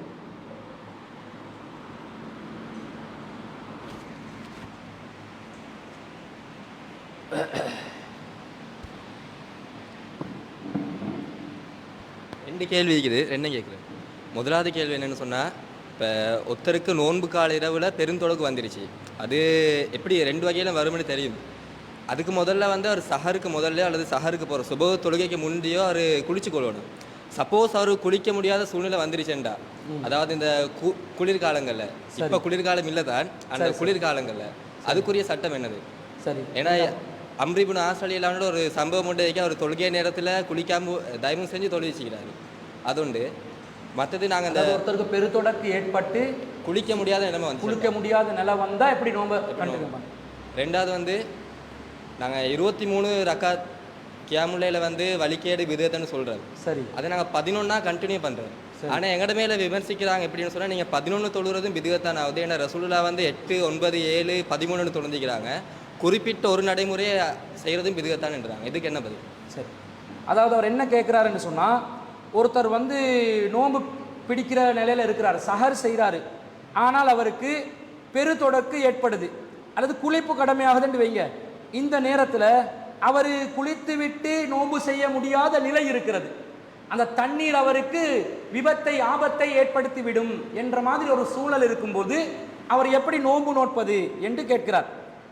பொதுவாக நாங்கள் விளங்கிக் கொள்ள வேண்டிய ஒரு விஷயம்தான், இந்த நோன்பு சம்பந்தப்பட்டதே இல்லாமல் பொதுவாகவே ஒருத்தர் காலையில் குளிப்பு கடமையான நிலையில் இருக்கிறார். நோன்புன்றது ரெண்டாவதாக சொல்கிறேன். குளிப்பு கடமையான நிலையில் இருக்கிறார். அவருக்கு குளிக்க முடியலை. அவருக்கு ரொம்ப அந்த தண்ணீரில் அவர் குளித்தால் அவருக்கு சுகமில்லாமல் போய்விடும் என்று நினைக்கிற அளவுக்கு அவர் அஞ்சுகிறார். இந்த நேரத்தில் அவருக்கு என்ன செய்யலாம்? நபி ஸல்லல்லாஹு அலைஹி வஸல்லம் அவர்களிடம் ஒருவர் வந்து இப்படி குளிப்பு கடமையான நிலையில் அவர் குளிப்புக்கு பதிலாக தயமும் செய்துவிட்டு, கடமையான குளிப்பை நிறைவேற்றாமல் தயமும் செய்துவிட்டு அவர் தொழுகை நடத்துகிறார். பிறருக்கு, அவர் மட்டும் தொழல, பிறருக்கும் தொழுகையை நடத்துகிறார். அப்ப ரசூல் ஸல்லல்லாஹு அலைஹி வஸல்லம் அவர்களிடம் இது எத்தி வைக்கப்படுகிறது. அல்லாஹ்வின் தூதரே, இந்த இளைஞரை பாருங்க, இவர் வந்து அவருக்கு குளிப்பு கடமையான நிலையில குளிக்காம தயமும் செஞ்சுவிட்டு அவர் நமக்கு வேற தொழுகையை நடத்தி இருக்கிறாரு, இதுல நிலை என்னன்னு கேட்கிறாங்க. நபி ஸல்லல்லாஹு அலைஹி வஸல்லம் என்ன சொன்னாங்க? அவர்கிட்ட கூப்பிட்டு விசாரணை நடத்துறாங்க. வந்து கேட்குறாங்க, என்னப்பா இப்படி செஞ்சீங்களா? நீங்கள் குளிப்பு கடமையான நிலையில் தயமும் செஞ்சு தொழுவித்தீர்களா? ஆமாம் அல்லாஹ்வின் தூதரே செஞ்சேன் என்றாரு. ஏன் அப்படி செஞ்சீங்கன்னு கேட்குறாங்க. அல்லாஹ் தானே எங்களுடைய கரங்களால் எங்களுக்கு அழிவை ஏற்படுத்தி கொள்ளக்கூடாது என்று கட்டளையிட்டு இருக்கிறான். நான் குளிச்சேன்னா எனக்கு அழிவாக மாறிவிடும். எனவே அந்த எனக்கு நானே அழிவை ஏற்படுத்தி கொள்ளாமல் குளிப்புக்கு பதிலாக நான் தயமுமே செய்து கொண்டேன். உளுவுக்கு பரிகாரமாக தயமம் செய்து கொள்வதை போன்று நான் குளிப்புக்கு பதிலாக தயமம் செய்து கொண்டேன் என்று அந்த இளைஞர் பதில் சொல்கிறார். அப்ப ரசூல் ஸல்லல்லாஹு அலைஹி வஸல்லம் அவர்கள் அதை அனுமதிக்கும் விதத்தில், அங்கீகரிக்கும் விதத்தில் சிரித்தார்கள் என்று ஒரு செய்தியை நாங்கள் பார்க்கிறோம். அப்ப பொதுவாக நோன்பு மட்டும் இல்லாமல் நோன்பு அல்லாத காலங்களில் கூட கடமையான குளிப்பு இருக்கக்கூடிய நிலையில சுபஹு தொழுகைக்கு ஒருவர் தயாராகுகின்ற நேரத்தில் குளிப்பதற்கு அவர் அஞ்சினால், தண்ணீருக்கு அஞ்சினால், தண்ணீரால் அவருக்கு பயம் ஏற்பட்டால், அவர் அழிந்து விடுவார் என்ற ஒரு நிலை ஏற்பட்டால் குளிப்புக்கு பதிலாக அவர் என்ன செய்ய வேண்டும்? அந்த உறுப்புகளை கொஞ்சம் கழுவி கொள்ளணும்.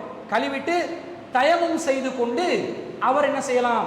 தாராளமாக தொழலாம்னு இருக்குது. இப்போ அவர் இன்னொன்றை மிக்ஸ் பண்ணி கேட்குறாரு. இப்போ நோம்பு நேரத்தில் குளிப்பு கடமை, குளிக்க முடியாத நிலை, என்ன செய்யறேன்னு கேட்குறாரு. இதுக்கு நாங்கள் பிரித்து விளங்கி கொள்றதாக இருந்தால், நபி ஸல்லல்லாஹு அலைஹி வஸல்லம் அவர்கள் எங்களுக்கு எங்கேயுமே நோம்பு பிடிப்பதற்கு குளிப்பு கடமை அற்றவராக நீங்கள் இருக்க வேண்டும் என்று சொல்லலை. நீங்கள் நோம்பு பிடிக்கிறதாக இருந்தால் குளிப்பு கடமையான நிலையில் நீங்கள் நோம்பு நோக்க கூடாது என்றெல்லாம் ரசூல் என்ன சொல்லலை, எங்கேயுமே சொல்லலை. இன்னும் சொல்ல போனால் நபி ஸல்லல்லாஹு அலைஹி வஸல்லம் அவர்கள் குளிப்பு கடமையான நிலையில் சுபஹுவை அடைவார்கள். அப்படியே வருது. நோம்பு காலத்தில் ரசூலா குளிப்பு கடமையான நிலையில் சுபஹு நேரத்தை அடைவாங்களாம். சுபஹு நேரத்தை அடைஞ்சாங்க. இப்போ உதாரணத்துக்கு எங்கட நாட்டில் சுபஹு நேரம் 5 மணி என்று வைங்க. ரசூலா குளிப்பு கடமையான நிலையில 5 மணியும் 1 நிமிடத்தையும் அடைந்தார் என்று வைங்களே. அப்ப அவர் 1 நிமிஷத்துக்கு என்ன செஞ்சுக்கிறாரு? குளிப்பு கடமையான நிலையில நோன்பு அடைஞ்சிக்கிறார் என்று அர்த்தம். ரசூலா என்ன பண்ணினாங்களா? குளிப்பு கடமையான நிலையில சுபஹு அடைஞ்சிட்டு பிறகு குளித்து விட்டு தொழுகையை நடத்தினாங்கன்னு வருது. அப்ப ரசூலா சுபஹு அடைஞ்சி குளிச்சு வாரத்துக்கு ஒரு 10 நிமிஷம் டைம் எடுத்தாலும் எத்தனை நிமிஷங்கள் ரசூலா குளிப்பு கடமையான நிலையில நோம்புல இருந்திருக்கிறாங்க? 10 நிமிஷம். 1 நிமிஷம் இருந்தாலும் அது பாத்திலா இருந்தா 1 நிமிஷம் இருந்தாலும் 7 ஆண்டு ஆகிடும். அப்ப குளிப்பு கடமையான நிலையில் சுபஹுவை அடைந்து குளித்து விட்டு ரசூலா தொழுகையை நடத்தி இருக்கிறாங்கன்னு சொன்னா, ஒருவர் குளிப்பு கடமையான நிலையில் சுபஹுவை அடைவது மார்க்கத்தில் எந்த வகையிலும் தடை இல்லை. இப்ப அவட்ட கேள்விக்கு பதிலாக என்ன வருதுண்டா, ஒருத்தருக்கு குளிப்பு கடமையாகுது, அவர் குளிப்பு கடமையான நிலையில் சுபஹுவை அடைகிறார், அதாவது சுபஹு நேரத்தில் நோன்பை அடைகிறார், நோன்பு நோக்க ஆரம்பிக்கிறார். இவருடைய நோன்புக்கும் குளிப்பு கடமைக்கும் ஏதாவது பிரச்சனை இருக்குதா, சம்பந்தம் இருக்குதா? இல்ல, தாராளமா ஒரு நோன்பை அடையலாம். ஆனா குளிக்க நினைக்கிறாரு, குளிக்க முடியாது. தண்ணீரை அவர் பயன்படுத்தி கொண்டால் ஆபத்தென்று நினைக்கிறார். அதற்கு பரிகாரமாக பகரமாக தயமம் செய்வதை ரசூலுல்லாஹ் அனுமதிச்சிருக்கிறதுனால தயமம் செய்து விட்டு அவர் என்ன செய்கிறார்? தொழுகிறார். அப்படியே காலம் முழுக்க இருந்துடக்கூடாது. 8 மணிக்காவது எழுப்பி குளிக்கணுமா இல்லையா? திரும்ப அவர் லோகரும் இதே மாதிரி நல்லா இருந்தா அப்படியே இருக்கலாம். திரும்ப அடுத்த நாள் வர காட்டிலும், அடுத்த ரமலான் வர காட்டிலும் இப்படியே தயமும் செஞ்சு செஞ்சு செஞ்சு இப்படி இல்லையே. சுப நேரத்தில் குளிருக்காகத்தான் அந்த தண்ணீரை எஞ்சுகிறார். அப்ப குளிர் நீங்கின உடனே அவர் என்ன செஞ்சிடணும்? குளிக்கிற வேலையை செஞ்சு இயல்பான சட்டத்துக்குள்ள அவர் என்ன செஞ்சிடணும்? வந்துடணும் என்பதை நாங்கள் விளங்கிக் கொள்கிறோம்.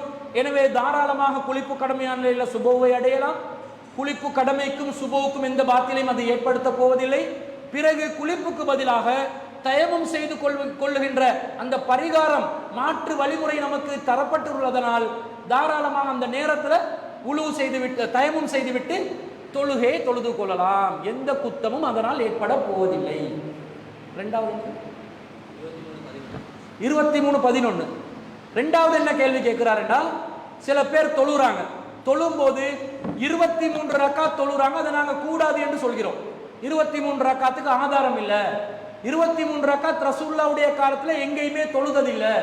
ரசூல் ஸல்லல்லாஹு அலைஹி வஸல்லம் அவர்களுடைய வாழ்க்கையில இரவு தொழுகையில எந்த ஒரு சந்தர்ப்பத்திலும் 23 ரக்காத்துகளை அடைந்ததே இல்லை என்பது தெள்ள தெளிவாக மார்க்கத்தில் ஆதாரமாக இருக்கும் நிலையில் நீங்க மட்டும் 11 என்று வச்சு தொழுறீங்களே, 11 மட்டும் ரசூல் ஸல்லல்லாஹு அலைஹி வஸல்லம் தொழுததாக வருகிறதா? 11 தான் தொழுததாக வருகிறதா?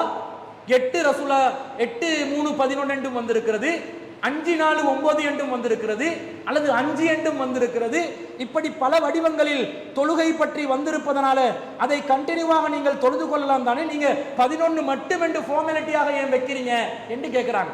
பொதுவாக நபி ஸல்லல்லாஹு அலைஹி வஸல்லம் அவருடைய இரவு தொழுகை எண்ணிக்கை எத்தனை வருதுண்டா, சஹீஹுல் புகாரில வரக்கூடிய செய்தி, ஆயிஷா ரலியல்லாஹு அன்ஹா அவர்கள் அறிவிக்கக்கூடிய ஒரு செய்தி. ஆயிஷா ரலியல்லாஹு அன்ஹா அவர்களிடம் ஒரு தாபி வந்து கேட்கிறார், கைஃப கானத் ஸலாத்து ரசூலில்லாஹி ஸல்லல்லாஹு அலைஹி வஸல்லம் ஃபீ ரமலான், ரசூலுல்லாஹ்வுடைய ரமலான் காலத்தில் இரவு தொழுகை எவ்வாறு இருந்தது? அதுக்கு ஆயிஷா ரலியல்லாஹு அன்ஹா என்ன சொன்னாங்க? மா கான நபியு ஸல்லல்லாஹு அலைஹி வஸல்லம் யஸீது ஃபீ ரமலானி வலா ரமலான வலா ஃபீ கைரிஹி அலா 11 ரக்கா, ரசூலுல்லாஹ் ரமலான் மாதத்திலும் ரமலான் அல்லாத மாதத்திலும் 11 ரக்காத்துகளுக்கு மேலாக தொழுததே இல்லை என்று தெளிவா வருது. பொதுவாகவே ரசூலுல்லாஹ்வுடைய இரவு தொழுகை எண்ணிக்கை எத்தனை இருந்திருக்குது? 11 தான். அதான் ஃபார்மாலிட்டியான எண்ணிக்கை. இன்னும் சொல்ல போனால் உமர் ரலியல்லாஹு அன்ஹு அவர்களுடைய காலத்துல மக்கள் பலவாறாக கூறுகளாக பிரிந்து இரவு தொழுகையை தொழுது கொண்டிருக்கிறார்கள். அப்படி தொழுது கொண்டிருக்கிறத உமர் ரலியல்லாஹு அன்ஹு அவர்கள் அந்த பள்ளிவாசல்ல போயிட்டு பார்த்தா எல்லாரும் பிரிஞ்சு பிரிஞ்சு தொழுறாங்க என்றதை பார்த்து அப்துல்லா இப்னு அம்ர் இப்னு ஹாஸ் ரலியல்லாஹு அன்ஹு அவர்களோட தான் போறாரு. எல்லாம் இப்படி பிரிஞ்சு பிரிஞ்சு தொழுறாங்களே என்றதை பார்த்து எல்லாரையும் ஒரே தலைமையில கொண்டு வந்து ஒரு தொழுகைக்கு நாங்கள் ஏற்பாடு செஞ்சா நல்லா இருக்கும் தான் என்று சொல்லி நபி ஸல்லல்லாஹு அலைஹி வஸல்லம் அவர்கள் பிறகு தொழுது கொள்ளணும், அனைவருக்கும் ஒரு நேரத்தை அறிவித்து தொழணும் என்றது விளங்குது. நேரம் அனுமதிக்கப்பட்டிருந்தாலும் நாங்கள் நடைமுறைப்படுத்தும் பொழுது சில விஷயங்களை கருத்துல கொள்றோம். இதே போன்று இரவு தொழுகையை நாங்கள் 11 ரக்காத் தொழுறோம். நாங்க சொல்லல 11 ரக்காத் மட்டும்தான், 13 தொழலாம், 7 தொழலாம். பள்ளி வாசலுக்கு வர்றவங்களுக்கு 11 ரக்காத் தொழாம வெளியே போன காலை உடைச்சி இன்னும் மண்டியிட வச்சு அடிச்சு கொள்ளு இப்படி சொல்லுவோமா? இல்ல, 2 ரக்காத்தா தான் இமாம் தொழுவாரு. நீங்க 2 ரக்காத்தா உங்களுக்கு தேவையான எண்ணிக்கையை தொழுந்துட்டு உட்கார்ந்து குர்ஆனை திலாவத் பண்ணுங்க. இன்னும் சொல்ல போனா ஜமாத்தா தொழுதுதான் ஆகணுமா? நீங்க வீட்டில் தொழுதுக்கோங்க, இரவுல சஹருடைய நேரத்தில் தொழுதுக்கோங்க. ஜமாத்தா தொழுதாலும் தனியா தொழுதாலும் இரவு தொழுகையை பொறுத்தவரையில் அதுக்கு சிறப்பெண் ஒன்று கிடையாது. இன்னும் சொல்ல போனால் உமர் இப்னு ஹத்தாப் ரலியல்லாஹு அன்ஹு அவர்கள் அந்த 11 ரக்காத்தை ஏற்பாடு செய்துவிட்டு என்ன சொல்றாரு தெரியுமா? நான் தூங்கிட்டு தான் பிறகுதான் தொழுவேன் என்றாங்க. சஹருடைய நேரத்தில் தான் தொழுவேன், அதான் சிறந்தது என்றாங்க. அப்ப என்ன அர்த்தம்? தனித்தனியா தொழுதுக்கோங்க. ஜமாத்தா தொழணும் என்று விரும்புறவங்களுக்கு தான் இந்த ஜமாத் ஏற்பாடு. ஜமாத் தொழுகை வச்சிருக்கிறோம், ஜமாத்துல எல்லாரும் வரணும், வராட்டி எல்லாரும் பாத்தில் உங்களோட வீடுகளை நெருப்பு இப்படியெல்லாம் சொல்ல முடியாது. சொல்ல முடியுமா? ஏனே பரலான தொழுகைகளுக்கு சொல்ற மாதிரி சொல்ல முடியுமா? முடியாது. நாங்க இங்க 11 ஏற்பாடு செஞ்சிருக்கிறோம். வித்திர தனியா தொழுவிக்கிறோம். நீங்க வித்திர ஜமாத்தா 10 தொழுது வீட்டுக்கு போய் 3 வித்திர நீங்க தனியா தொழுது கொள்ளலாம், அல்லது ஜமாத்தா 8 தொழுது வீட்டுக்கு போய் 5 ரக்காத்துகள் வித்திரா தொழுது கொள்ளலாம். அல்லது ஜமாத்தா தொழாம நீங்க பள்ளிக்கு வந்து பயானம் மட்டும் கேட்டுட்டும் போயிட்டு தனிமையில வீட்டில் முழுசா தொழுது கொள்ளலாம். இந்த 23 ரக்காத் செட்டப்புக்கு நாங்கள் 11 ரக்காத்தை கொண்டு வரவே இல்லை. தப்பா சொல்றாங்க, நாங்கள் இதுக்கு மாற்றமாக தான் சொல்றோம்.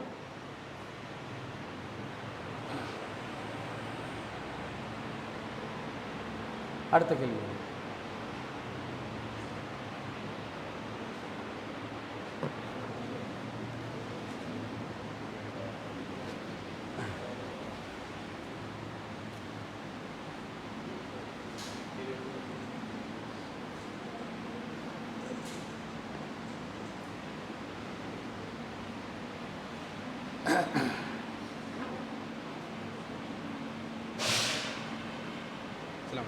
ரமலான் மாதத்தில் ஷைத்தானை விலங்கிட்டு தானே, இப்போ ஏன் ரமலான் மாதத்தில் கூடிய பாவங்களை செய்கிறாங்க?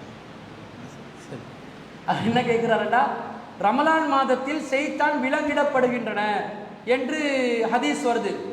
இதா ஜா ரமலான், ரமலான் மாதம் வந்துவிட்டால் ஃபுதியத் அப்வாபுல் ஜன்னா, சொர்க்கத்தின் வாசல்கள் திறக்கப்படுகின்றது.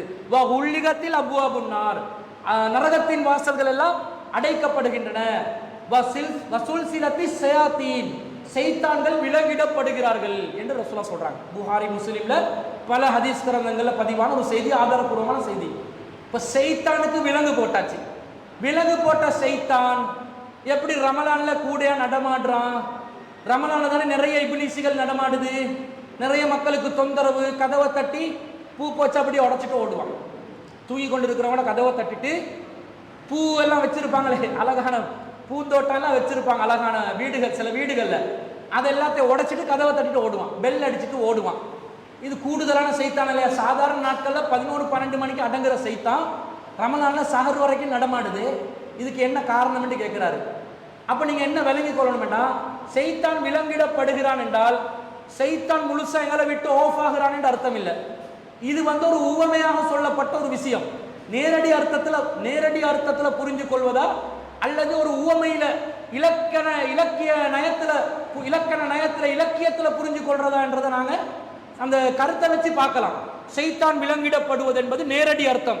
சைத்தானுக்கு இனி வரையலாம், சைத்தான் எல்லாம் அரெஸ்ட் பண்ணியாச்சு, அப்ப மூமின்கள் முஸ்லிம்கள் அப்படியே இருப்பாங்க என்று சொன்னா, ரமலான்ல காஃபிர்கள் எல்லாம் என்ன செஞ்சிருவாங்க? இப்ப நாங்க தாவா பண்ண இஸ்லாத்துக்கு வந்து சேர்ந்து கொண்டே இருப்பாங்க. என் சைத்தான் அவளை வழி கெடுக்காது, எல்லாம் நல்லவனாவே இருப்பான். எந்த பாவம் உலகத்தில் நடக்காது, கொலை நடக்காது, கொள்ளை நடக்காது, வட்டி நடக்காது, விபச்சாரம் நடக்காது, சூதாட்டம் நடக்காது, எதுவும் நடக்காது. அப்ப அங்க சைத்தான் விலங்கிடப்பட்டு சைத்தான் முழுசா அரெஸ்ட் பண்ணி வச்சு எந்த பாவமும் நடக்காத சூழல் என்று தான் அந்த ஹதீஸுக்கு அர்த்தமா? இல்லை. என்ன அர்த்தம்? அப்ப ஒரு இலக்கிய நயத்துல நாங்க ஒரு கருத்து கொடுக்கணும். அதாவது சில சொற்கள் இருக்கும், நேரடி அர்த்தத்துல புரிஞ்சு கொண்டால் விபரீதமாகும் போது மறைமுகமான அர்த்தத்துல புரிஞ்சு கொள்ளணும். என்ன அர்த்தம்? ஒரு மனைவியை பார்த்து உன் முகம் நிலவை போன்று பிரகாசிக்கிறது அப்படி என்று சொல்லி மனைவியை பார்த்து சொல்லிட்டு, இப்ப ரமலான்ல புறப்பாக்கணும். ஒருத்தன் புறப்பாக்குறதுக்கு போகலைன்னு கேட்டா பொண்டாட்டிட மூஞ்ச பார்த்து கொண்டிருக்கிறான். என்ன நினைக்கிறேன்? அதான் நிலவு, அந்த நிலவை பார்த்து கொண்டிருக்கிறேன். எப்போ தலை புற எப்போ மூஞ்சில விலக பார்த்து கொண்டிருக்கிறேன். சரி வருமா? வராது. ஒருத்தன் இவனுடைய தேஜஸை பாருங்கள், இவனுடைய கம்பீரத்தை பாருங்கள், சிங்கத்தை போன்று இவன் வீரமாக இருக்கிறான். ஒருத்தன் போயிட்டு பின்னாடி அவனோட பின்பக்கத்தை தடவுறான். என்னடா தடவுறாய் என்று மண்டல குட்டி கேட்டா, சிங்கம் என்றாங்க உங்களுக்கு வால் இருக்குதான்னு தடவி பார்த்தேன். இது சரி வருமா? நரி புத்தி என்று சொன்னா அவன் அந்த சிந்திக்கிற தன்மை வித்தியாசமா சிந்திக்கிறான் என்ற அர்த்தத்துல வருமே தவிர, தப்பா சிந்திக்கிறான், சூழ்ச்சியில சிந்திக்கிறான் என்ற அர்த்தமே தவிர நேரடி பொருள் இல்லை. இந்த மாதிரி சைத்தான்கள் விலங்கிடப்படுகிறார்கள் என்றால் பாவங்கள் செய்வதற்குரிய வாய்ப்புகள் குறைக்கப்பட்டு நன்மைகள் செய்வதற்குரிய அதிகமான வாசல்கள் திறக்கப்பட்டு, அதான் அந்த ஹதீஸ்ல வருது, இதா ஜா ரமலான் மாதம் வந்து விட்டால் ஃபுதிஹத் அப்வாபுல் ஜன்னா, சொர்க்கத்தின் வாசல்கள் திறக்கப்படும். என்ன அர்த்தம்? சொர்க்கத்துக்கு எல்லாரும் நுழையும் விதத்தில் அதிகமாக அல்லாஹ்வுடைய அருள் இறங்குகிறது, அதிகமாக அல்லாஹ்வுடைய அந்த மக்ஃபிரத் பாவம் மன்னிப்பு இறங்குகிறது என்று அர்த்தம். உள்ளிகத்து அபுபாபுன் நார்ண்டா நரகத்தின் வாசல்கள் அடைக்கப்படுதுன்னா நரகத்துக்கு போறதுக்குரிய வாய்ப்புகள் குறைக்கப்படுகிறது. சாதாரண நாட்கள்ல 5 நேர தொழுகையை ஒழுங்கா தொழ மாட்டான். ரமலான்ல இரவு தொழுகையும் சேர்த்து தொழுவான், இஸ்திக்பார் செய்வான், குர்ஆன் திலாவத் செய்வான், நோம்பு பசிப்பட்டினில வேற இருப்பான். இதெல்லாம் அவனை நன்மையில அதிகம் செய்வதற்கு வாய்ப்பு அமைதா இல்லையா? அமைது. அப்ப நன்மைகள் அதிகமா செய்து பாவங்களை விட்டு விலகுவதற்குரிய வாய்ப்புகள், சூழல்கள் அதிகமாக ரமலான்ல ஏற்படுவதனாலையும், ஒவ்வொரு அமலுக்கும் அல்லாஹ் அதிகமான நன்மைகளை தருவதனாலையும், இந்த நோம்புல அல்லாஹ் தர நன்மைக்கு அளவே இல்லைன்னு வந்ததனாலையும் அந்த சைத்தான்கள் கண்ட்ரோல் ஆக்கப்படுறாங்கன்னு அர்த்தம். வேற நாள்ல மாதிரி எங்களை ரமலான்ல வந்து வழிகெடுக்க இயலாது.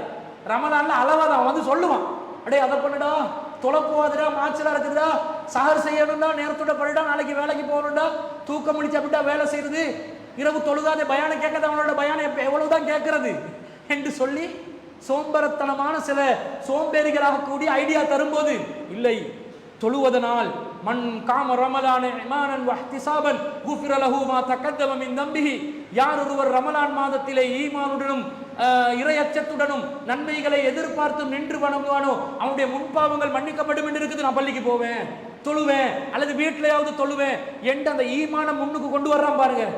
இதனை சைத்தான் தோல்வி அடைவதற்குரிய காரணம் அமைவதனால்தான் சைத்தான்கள் விலங்கிடப்படுகிறார்கள் என்று சொல்லப்படுகிறதே தவிர நேரடி அர்த்தத்தில் புரிந்து கொள்ள முடியாது.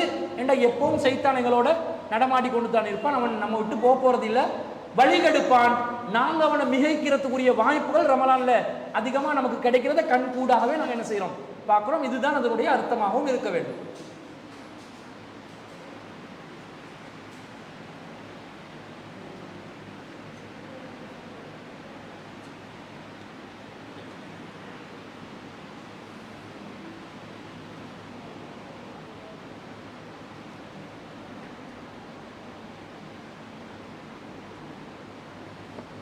அஸ்ஸலாமு அலைக்கும். சதகத்துல் ஃபித்ரா தானே, சதகத்துல் ஃபித்ரா வந்து குடும்பத்தில் இருக்கிற எல்லாத்துக்கும் கடமை தானே. அது வந்து நோன்புக்கு வந்து தவறுகள்ல இருந்து பரிகாரமாக அமையமண்டி இருக்குது. சரி, இதே வந்து நோன்பு கடமை இல்லாமல் ஒரு குழந்தை புள்ளை இருக்குதுன்னு சொன்னா, அப்போ அவங்களுக்கும் சதகத்துல் ஃபித்ரா கொடுக்கணும்னு சொன்னா அந்த பிள்ளை வந்து நோன்பே பிடிக்காது, நோன்பு கடமையும் இல்லையே. அப்ப அது வந்து எப்படி பரிகாரம் அது அமையும், அதை பற்றி என்ன விளக்கம்? அதாவது அவர் என்ன கேட்கிறான்னு சொன்னா, சதகத்துல் ஃபித்ரா என்பது கொடுக்கணும் சொல்லி அல்லாஹ்வின் தூதர் ஸல்லல்லாஹு அலைஹி வஸல்லம் நமக்கு வழிகாட்டுறாங்க. அது வழிகாட்டும் போது நோம்புக்கு பாவ பரிகாரமாகத்தான் சதகத்துல் ஃபித்ரா என்று வருவதனால், இப்போ சிறு பிள்ளைகளுக்கு ஏன் கொடுக்கணும், சிறு பிள்ளைகள் என்ன நோம்பு கடமை அவங்களுக்கு இல்லையே, எதுக்கு கொடுக்கணும் என்று சொல்லி கேட்கிறாரு. நபி ஸல்லல்லாஹு அலைஹி வஸல்லம் சொல்லக்கூடிய சதகத்துல் ஃபித்ரா சம்பந்தப்பட்ட செய்தி புகாரில 1503வது செய்தியா வருது. அதுல ரசூலுல்லாஹ் சொல்றாங்க, ஃபரல ரசூலுல்லாஹி ஸல்லல்லாஹு அலைஹி வஸல்லம் ஸகாத்தல் ஃபித்ரி சாஅன் மின் தம்ரின் அவ் சாஅன் மின் ஸஈரின். ரசூல் ஸல்லல்லாஹு அலைஹி வஸல்லம் அவர்கள் சதகத்துல் ஃபித்ராவை நமக்கு வந்து பேரித்தம்பலமாக இருந்தால் அதில் ஒரு சாகு அளவு, ஒரு சாகு அளவு என்றால் அந்த 2 கைகளை சேர்த்து வைப்பது முத்து என்று சொல்லுவாங்க. இப்படி அள்ளுற 2 கைகள் நிறைய அள்ளுவது முத்து. இந்த முத்துட 4 தான் ஒரு சாகு என்ற அர்த்தம். இதில் இப்போ 2 கையில் அள்ளி 4 தடவை போட்டோம் என்ற தானியத்தை ஒரு சாகு என்ற அர்த்தம். பேரித்தம்பலத்தில் ஒரு சாகும் அவு சாஅன் மின் ஸஈரின் அல்லது கோதுமையில் ஒரு சாகும் ரசூல் ஸல்லல்லாஹு அலைஹி வஸல்லம் அவர்கள் விதியாக்கினார்கள். அலல் அப்தி, யாருக்கு? அடிமைகளுக்கு விதியாக்கினார்கள். வல் ஹுர்ரி, அடிமையான பெண்களுக்கும் அடிமையான ஆண்களுக்கும் விதியாக்கினார்கள். வத்தகரி வல் உன்சா, சுதந்திரமான ஆண்களுக்கும் சுதந்திரமான பெண்களுக்கும் விதியாக்கினார்கள். வஸ்ஸஈரி வல் கபீரி மினல் முஸ்லிமீன், முஸ்லிம்கள்ல பெரியவர்களுக்கும் சிறியவர்களுக்கும் நபி ஸல்லல்லாஹு அலைஹி வஸல்லம் அவர்கள் விதியாக்கினார்கள் என்று வருது. சிறியவர்களுக்கும் இப்ப விதியாக்கி இருக்கிறாங்கன்னு அர்த்தம். அப்ப இந்த சதகத்துல் ஃபித்ராவை சிறியவர்களுக்கு தான் நோம்பு கடமை இல்லையே, நோம்புக்கு பாவத்துக்கு பரிகாரமாக இதுக்கு சிறியவர்களுக்கு விதியாக்கணும் என்று கேட்கிறாரு. முதல்ல என்ன விளங்கிக் கொள்ளணும் என்றால், சதகத்துல் ஃபித்ரா என்பது நோம்புல செய்கின்ற சிறு பாவங்களுக்கு பரிகாரமாக மாத்திரம் வந்த ஒன்றல்ல. சதகத்துல் ஃபித்ராவுடைய நோக்கமாக நோம்புல ஏற்பட்ட சிறு தவறுகளுக்கு பரிகாரமாகத்தான் சதகத்துல் ஃபித்ரா கொடுக்கப்படும் என்று வந்து அந்த கேள்வி முரண்பாடாக தான் வந்து நிற்கும். மாறாக என்ன வருது, நோம்பில் ஏற்படுகின்ற சிறு பாவங்களுக்கு பரிகாரமாகவும் பெருநாள் தினத்தை ஏழைகள் சந்தோஷமாக கொண்டாடுவதற்கும் ரெண்டும் வருது. அப்ப 2வது நோக்கம் என்னது, பெருநாள் தினத்தை வசதி அற்றவர்களும் என்ன செய்யணும், அந்த நாள்ல சந்தோஷமா நிம்மதியா இருக்கணும், பெருநாளை அவங்க குதூகலமா கொண்டாடணும். அதுக்கும் சதகத்துல் ஃபித்ரா கடமையாக்கப்படுகிறது. அப்ப அந்த ஏழை பாலைகளுக்கு பெருநாள் தினத்துல சந்தோஷத்தை ஏற்படுத்தணும் என்றா பெரியாக்கள் பிடிக்கிறதுல மட்டும் என்று ரசூலா விதிச்சா அதுல கொஞ்சம் குறைவு ஏற்படும். எல்லாரும் கொடுங்கண்டாங்க ரசூல் ஸல்லல்லாஹு அலைஹி வஸல்லம். ஒரு குடும்பம் சார்பாக வயிற்றில் இருக்கிற குழந்தைக்கெல்லாம் சதகத்துல் ஃபித்ரா கடமையாகாது. சில பேர் அப்படியும் கடமைன்றான். யாரு பிரசவித்து இருக்கிறார்களோ, பிரசவித்த குழந்தைகள், சிறு குழந்தைகள், கை குழந்தைகள், சிறுவர்கள், பெண்கள், ஆண்கள், குடும்ப ஒருவருடைய பராமரிப்பில் இருக்கும் அனைவரும் சார்பாக என்ன செய்யணும்? ஒரு சாகு அளவு தர்மமாக உணவுப் பொருள் கொடுக்கணும் என்று வருது. அப்ப இந்த மாதிரி எண்ணிக்கையை கூட்டுறாங்க ரசூலா, தர்மத்துக்குரிய எண்ணிக்கையை கூட்டுறாங்க. சின்னவங்களுக்கு சேரும் போது 4-5 சின்னவங்க இருந்தா அங்க 4-5 சாகு என்ன செய்யும்? தர்ம பொருள் கூடும், நோன்பு தர்ம பொருள். அந்த தர்ம பொருட்கள் அதிகமாக ஏழைகளுக்கு என்ன செய்யலாம்? விநியோகம் செய்யலாம் என்ற அடிப்படையில் பெருநாள் தினத்தை சந்தோஷமாக மகிழ்ச்சிகரமாக கொண்டாடுவதற்கான ஒரு தரமான ஏற்பாட்டுக்காக நபி ஸல்லல்லாஹு அலைஹி வஸல்லம் அவர்கள் சொன்னதும் அதில் அடங்கி இருப்பதனால் சிறுவர்களுக்கு, அடிமைகளுக்கு கூட சதகத்துல் ஃபித்ரா கடமையாகுவதை நாங்கள் பார்க்கிறோம். எனவே அது சிறுவர்கள் சார்பாகவும் சதகத்துல் ஃபித்ரா கொடுக்க தான் வேண்டும்.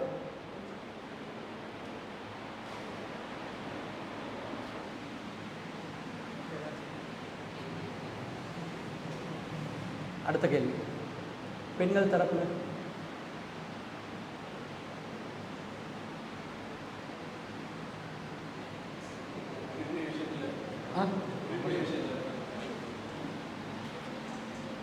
குறிப்பிட்ட விஷயத்தில் நோம்பு விஷயம் இல்லை, குளிப்புடைய விஷயத்தில் வந்து இப்போ எங்களுக்கு கடுமையான குளிப்பு ஏற்பட்டு இப்போ நான் மார்னிங் குளிக்கணும் சுப தொழுறதுக்கு. சரி, அந்த டைமில் எங்களுக்கு நல்ல காய்ச்சல் ஒன்றும் இல்லை.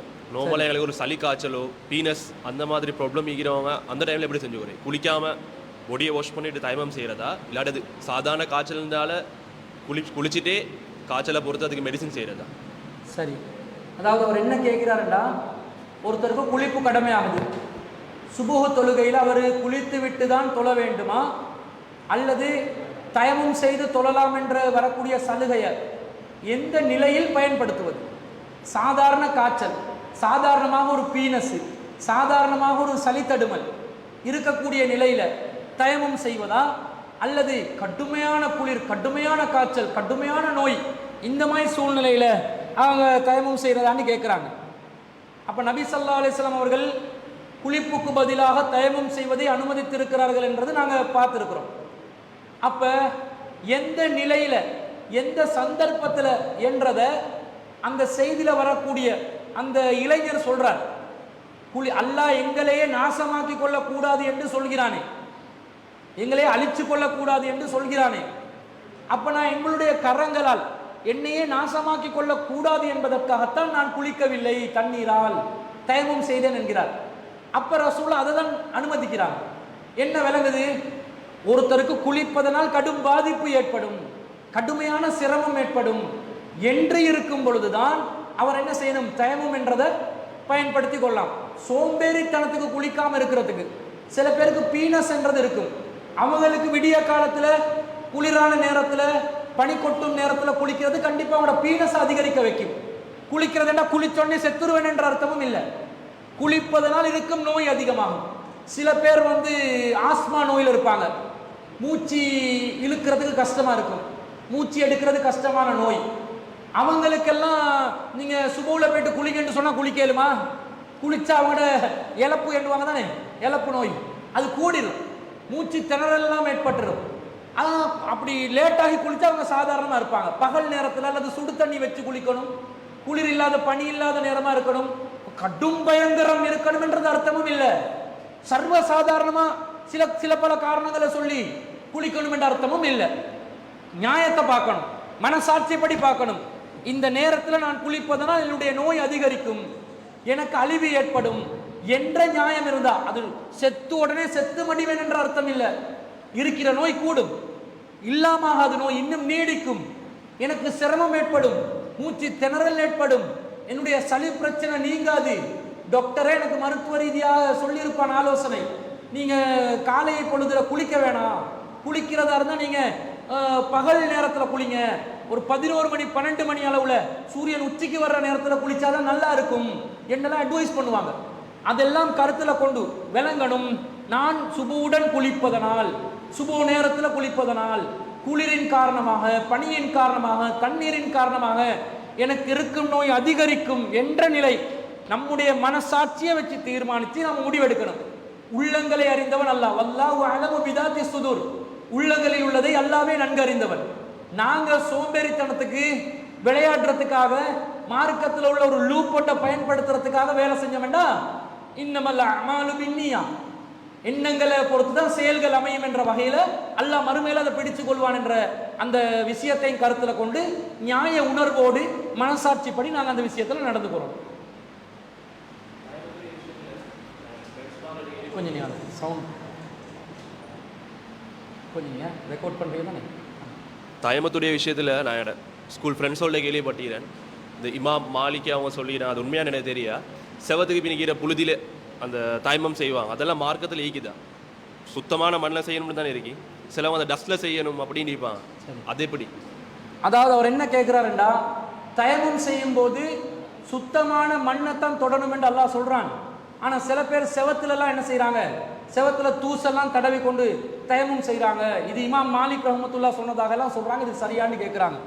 இப்போ நபி ஸல்லல்லாஹு அலைஹி வஸல்லம் அவர்கள் மண்ணில் பொதுவாக அல்லாஹ் குர்ஆன்ல நீங்கள் சுத்தமான மண்ணில் தயமம் செய்யுங்கன்னு தான் அல்லாஹ் சொல்கிறான். மண்ணிட தூசியை தனியாக பிரித்து எடுத்து தூசில் தயமம் செய்யுங்கன்னு அல்லாஹ் சொல்லலை. உழு செய்வதற்கு முடியாத நிலை ஏற்பட்டால் நீங்கள் மண்ணிலே தொட்டு அதை மண்ணை தடவி கொள்ளுங்கள் என்று அல்லாஹ் சொல்கிறான். ஆனால் நபி ஸல்லல்லாஹு அலைஹி வஸல்லம் அவர்கள் மண் சுவற்றில் தயமம் செய்திருக்கிறார்கள் என்று ஹதீஸ் வருகிறது. உங்களுக்கு சுத்தமான மண்ணை எடுத்து சில பள்ளிவாசல்களில் கூட ஒரு பாக்ஸ் ஒன்றை தயாரித்து அந்த பாக்ஸில் தான் மண்ணை போட்டு வைப்பாங்க, அதில் தயமம் செய்யுண்டு. இந்த ரோட்டில் போகிற மண்ணிலெல்லாம் ஏலாண்டுவாங்க. அப்படி கிடையாது. மண்ணில் தயமம் செய்யணுமெண்டா நஜீஸ் இருக்கக்கூடாது அந்த மண்ணில், அதுதான் சுத்தமான மண். ஏதாவது கலிஞ்சி இருக்கக்கூடாது, அசுத்தங்கள் இருக்கக்கூடாது. அப்படி அல்லாத மண்ணை எடுத்து தொட்டு தயமம் செய்தால் அதுதான் நேரடி கருத்து. நேரடியாக குர்ஆன் அதை தான் எதிர்பார்க்குது. அப்படி தான் செய்யணும், அதுதான் சிறந்த வழிமுறை. ஆனால் மண் என்பது தெருவில் இருக்கும் அல்லது இது தரையில் இருப்பது மட்டும்தான் மண்ணா? மண்ணில் பல வடிவங்கள் இருக்கின்றன. பல வடிவங்கள் மண்ணில் பலவிதமான தரங்கள், பலவிதமான பரிணாமங்கள் இருக்குது. அதில் ஒரு பரிணாமம் தான் மண் சுவர். அந்த காலத்தில் என்ன பண்ணாங்க, மண் சுவரில் வீடு வச்சிருந்தாங்க. வீட்டில் சுவராக இருக்கும், எது மண்ணு தான் இருக்கும். அப்போ மண்ணையும் களிமண்ணை பயன்படுத்தி கொள்வாங்க. பயன்படுத்தி அவங்களோட வீட்டோட ஓலை, அந்த மரம் என்னது தேங்காய் மரத்தில் ஓலைகள் எல்லாத்தையும் பயன்படுத்தி வீடுகளை தயாரித்து கொள்வாங்க. அப்போ அதில் மண் இருக்குது. அந்த மண்ணில் அந்த மண் சுவற்றில் ரசூல் ஸல்லல்லாஹு அலைஹி வஸல்லம் அவர்கள் தயமம் செய்திருக்கிறார்கள் என்று வந்தால் இந்த சொல்லக்கூடிய மண் மட்டும்தான் மண் என்பது இல்லை. இன்னொரு பொருளுடன் இணைந்து, தண்ணீருடன் இணைந்து, அது இறுக்கமான நிலையில் இருந்தாலும் ஒரு ஒரு விஷயம் மண்ணாக தான் மாறும். இப்போ இந்த செவரை எடுத்துக்கொண்டா, கான்கிரீட் செவரை எடுத்துக்கொண்டா, இது மண்ணிட பரிணாமம் ஒன்று தானே. இது மண்ணிட ஒரு பரிணாமம் தான். அதில் என்ன இருக்குது, மண் இருக்குது, சிமெண்ட் இருக்குது, தண்ணி இருக்குது, வேணுமெண்டா செங்கல் இருக்கும். இந்த மாதிரி பல மண்ணும் கலந்த பரிமாணத்தில் இருக்கிறதுனால இந்த மாதிரி ஒரு சுவரில் நாங்கள் தொட்டுக்கொண்டாலும் யாருக்கும் என்ன செய்ய முடியாது, தவறு சொல்ல முடியாது. ஆனால் ஒருத்தன் சுவர் என்ற பேரில் இன்றைக்கு சுவருக்கு பதிலாக பிளாஸ்டிக்கால வச்சிருக்கிறான். நிறைய இடங்கள்ல சுவர் தான் என்று போட்டு பிளாஸ்டிக்கை தடவி கொண்டு இருக்கக்கூடாது. சில பேர் என்ன செய்யறானுடா, மண் தூசில தான் தயமம் செய்ய சொன்னு சொல்லி பஸ்ஸில் போகும்போது பஸ்ஸில் டஸ்ட் பட்டு இருக்குன்னு தானே, அந்த டஸ்ட்டை தொட்டெல்லாம் தயமம் பண்றான். இது மண்ணா, மண்ணை குறிக்கிறதா இல்லை, அதெல்லாம் மண்ணில் சேராது. அப்போ மண் என்பது அல்லது ஒட்டரை எடுத்து தயமம் செய்யலுமா, அது ஒரு விமான தூசி தானே சேர்ந்து நிற்கிது, அதை எடுத்து தயமம் செய்யலுமா, ஏலாம். எது தயமம் என்றால் மண்ணில் பண்ணணும். மண்ணிட வடிவத்தில் இருக்கிற வேற பொருளாக இருந்தாலும் பண்ணலாம் என்று நாங்கள் விளங்கும் பொழுது மண் சுவர்லையும் பண்ணலாம் என்று விளங்குது. அப்போ நீங்கள் பார்த்துக்கொள்ளணும், மண் சுவர் எது, அல்லது அந்த சுவருக்கு பதிலாக எலுமினியம் அல்லது வேற ஏதாவது ஒன்று அமானா சீட்டை கிட்ட அடித்து பிளாஸ்டிக்கை போட்டு வச்சிருக்கிறாங்கன்னு பார்த்து அதுகளில் தயமம் செய்யாமல் இந்த மாதிரி பொருட்களை பயன்படுத்தி என்ன செய்யலாம், தயமம் செய்து கொள்ளலாம் என்றது விளங்கும்.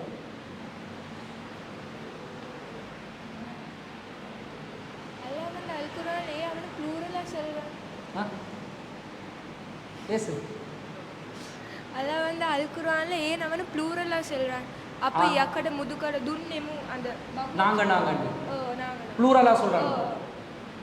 அதாவது அல்லாஹ் தஆலா திருக்குர்ஆன்ல இன்னா ஹலக்னாக்கும் நாங்கள் தான் உங்களை படைத்தோம், இன்னா நஹ்னு நஸ்ஸல்னா திக்ர நாங்கள் தான் இந்த குர்ஆனை இறக்கினோம், லக்கத் ஹலக்னல் இன்சான் மனிதர்களை நாங்கள் படைத்தோம் என்று நாங்கள் என்று ப்ளூரலா ஏன் அல்லாஹ் சொல்லிக் கொள்றான் என்று கேட்குறாங்க.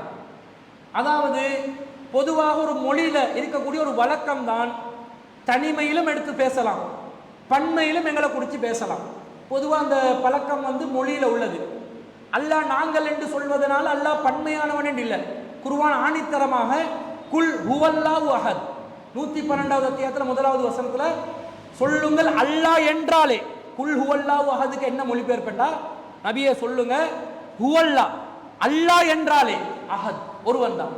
அல்லாஹ் என்ற பேச்சு வந்தாலே அவன் ஒருத்தன் தான், ரெண்டு பத்தியெல்லாம் பேசக்கூடாது. அல்லாஹ் என்றாலே ஒருவன் தான், அதான் அர்த்தம். நாங்கள் அல்லாஹ் என்பவன் ஒருவன் தான் என்று எங்களுக்கு விளங்குற மாதிரி சொல்லிக் கொள்றோம். ஆனா சரியானது ஆழமான கருத்து அல்லாஹ் என்ற பேச்சு வந்தாலே, அல்லாஹ் என்றாலே ஒருவன் தான் என்று அல்லாஹ் சொல்லிட்டான். அல்லாஹ் தனிமையானவன், தனித்துவமானவன், அவனுக்கு இணை துணை இல்லை என்று அல்லாஹ் சொல்லிட்டான். அப்ப ஏன் இப்படி பன்மையா சொல்றான் என்று மொழி வழக்கு. இப்போ உதாரணமாக நாங்க வந்து பேசும்போது எங்களோட வீடை பத்தி பேசுவோம், அல்லது எங்களோட பிள்ளைய பத்தி பேசுவோம். பேசும்போது எங்களோட மகன் இருக்கிறானே, எங்களோட மகன் என் நண்பருக்கு தான் அறிமுகப்படுத்துறேன், இவர் எங்களோட மகன். எங்களோட மகன்டா நீ நானும் சேர்ந்து பெற்ற மகன் என்ற அர்த்தமா இல்லை. அதாவது அறிமுகப்படுத்தும் போது நாங்கள் என்ற வார்த்தையை சேர்த்து பேசிக்கொள்வோம். அதே மாதிரி அல்லாஹ் தஆலா தன்னை பற்றி சொல்லும் பொழுது தன்னுடைய அளப்பெரிய ஆற்றல், தன்னுடைய அந்த சக்தி, தன்னுடைய அந்த அடியார்களை அடக்குமுறை செய்யக்கூடிய அந்த வல்லமை எல்லாத்தையும் கொண்டவனாக அல்லாஹ் இருக்கிறான். அவனை பற்றி சொல்லும் போது அவன் பெருமைக்காக கூட, அவனுடைய பெருமையை வெளிப்படுத்தும் விதத்தில் கூட நாங்க செஞ்சோம், நாங்க எப்படிப்பட்டவங்க பாருங்க, நாங்க தான் இறக்கினோம் என்று அல்லாஹ் பயன்படுத்தி கொள்றான். இதை நாங்களும் தான் சொல்லுவோம். எப்படி சொல்லுவோம்? எங்களோட மோதி பாருங்கடா, முடியுமாடா, எங்களை கை வச்சு பாருங்கடா, ஒண்ணு இல்லைண்டா ஆக்கிடுவோம், நாங்க திண்டவங்க வெண்டவங்க சொல்றானா இல்லையா? இந்த நாங்கன்றது யாரு? அவன் ஒருத்தன் தான். ஆனா பேசும்போது மேடைகள்ல, மேடை பேச்சுல நாங்கள் யாரு தெரியுமா, எங்களோட மோதலாமா என்றெல்லாம் பேசுற வழக்கங்கள் மொழியில உள்ளது. அப்ப இந்த மொழி இலக்கணத்துல இது உள்ளதனால, இலக்கிய நடையில குர்ஆன் இருப்பதனால இந்த நாங்கள் என்ற வார்த்தை அதிகமாக பயன்படுத்தப்படுவதுண்டு. இது பழங்காலத்து இலக்கணங்களையும் பார்க்கலாம், இன்றைய நவீன இலக்கணங்களையும் பார்க்கலாம், இலக்கியங்களையும் பார்க்கலாம். இப்ப ஒருத்தரை பத்தி பேசும்போது எப்படி பேசுவோம்? நாங்க ஒருத்தரை பத்தி பேசும்போது, இன்று நாங்க பேசும்போது ஒருத்தரை எப்படி பேசுவோம்? அவர், அவர் வந்தார். இந்த அவர் என்றது ஒருமையா பன்மையா? அது பன்மை. அவர் என்பது பன்மை. ஆனா இந்த காலத்துல நாங்க அதை ஒருமையாக ஆக்கி கொண்டோம். இன்றைக்கு பன்மைக்கு நாங்க என்ன வச்சுக்கிறோம்? அவர்கள். அதுக்கு ஒரு கல்ல சேர்த்து அவர்கள் ஆக்குவோம். உண்மையான அவருடைய ஒருமை என்ன? அவன், அவன் வந்தான், அவள் வந்தாள். இப்ப அந்த அவன் அவள் என்று சொல்வது எங்களுக்கு ஒரு மாதிரியா இருக்குது, மரியாதை இல்லாதமா இருக்கிறதுனால அவன் அவளுக்கு அவர் அவர் என்றே ஆக்கி விட்டுட்டோம். ஆனா திருக்குறள்லையோ பழங்காலத்து இலக்கிய நூட்கள்லையோ வள்ளுவர் வந்தான், வள்ளுவர் சொன்னான் அப்படிதான் இருக்கும். சொன்னான் வந்தான் என்றுதான் இருக்கும். இந்த சொன்னான் வந்தான் என்றத சொன்னார் வந்தார் என்று நாங்க இந்த காலத்துல என்ன செஞ்சுக்கிறோம்? எங்கட டிசைனுக்கு மாத்தி கொண்டிருக்கிறோம். இப்ப அவர்கள் என்று கல்ல போட்டுட்டான் பன்மைக்கு. அவர் என்றதே பன்மை, அதுக்கு கல்ல போட்டு அவர்கள் என்று ஆக்கிட்டான். இன்னும் சொல்ல போனால் இந்த அவர்கள் என்றதை இப்ப ஒருமைக்கு பயன்படுத்துறான். நபிகள் நாயகம் ஸல்லல்லாஹு அலைஹி வஸல்லம் அவர்கள் கூறினார்கள். அப்ப ரசூலா பல பேரா? அவர்கள் கூறினார்கள் என்றா பல பேரா? சிங்களத்திலையும் இருக்குது. அந்த மரியாதை நிமித்தம் பேசும்போது ஓ ஹூ என்று தான் பன்மையில சொல்லுவாங்க அவர்கள் என்றது. ஒருத்தர் வந்து மரியாதையை கொடுத்து அவருக்கு பேசினார்டா, ரட்டே ஜனாதிபதி துமானோ துமானோ என்றுவாங்க. துமானோ என்றா பல பேருக்கு, துமான்ல பல பேருக்கு தான் துமானோ என்றது. ஒருத்தன் துமா, துமானோ என்றா பல பேர். துமானோ பெவசூஹ என்றுவான். சொன்னார்கள், சொன்னது பல பேர் அல்ல, ஒருவர் தான். மரியாதை நிமித்தமாக ஜனாதிபதி அவர்கள் கூறினார்கள் என்பதற்கு பெவசூக துமானோ பெவசூக வியத்தானன் குமாரதுங்க முனிதாச வியத்தானன் என்றுவான். வியத்தான்றது தான் ஒருமை, வியத்தானன் என்றா பன்மை. ஆனா அதே ஒருவரை குமாரதுங்க என்றவரை புகழ்ந்து பேசுறதுக்காக குமாரதுங்க முனிதாச வியத்தானன் என்றுவான். அது மொழியில எல்லா மொழியிலையும் உள்ள ஒரு பழக்கமா இருக்குது. இதுக்கு சொல்லுவாங்க மரியாதை நிமித்தம் பயன்படுத்தக்கூடிய பன்மையான சொல். மரியாதைக்கென்று பன்மையான சொற்கள் என்ன சொல்லும் பயன்படுத்தப்படும். அந்த நடையில தான் குர்ஆன் நாங்கள் செய்தோம், நாங்கள் படைத்தோம், நாங்கள் இறக்கினோம் என்று அல்லாஹ்வுடைய மரியாதை, பெருமை, அவனுடைய ஆற்றல், அதிகாரம் அனைத்தையும் வெளிப்படுத்தும் விதத்தில் அல்லாஹ் சொல்ற ஒரு மொழி வழக்காக நாங்கள் அதை எடுத்துக்கொள்ள வேண்டும்.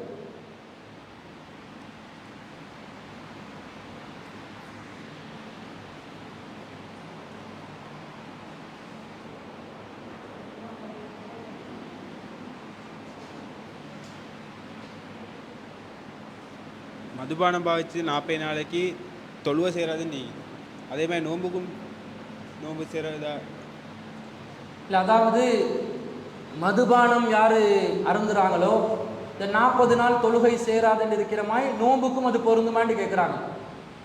இந்த ஒரு தவறை செய்தால் அந்த தவறு ஒட்டுமொத்தமாக நம்முடைய அமல்களை அழிக்கக்கூடியதாக வரக்கூடிய செய்திகளை நாங்கள் மீளாய்வு செஞ்சு சொல்கிறோம்.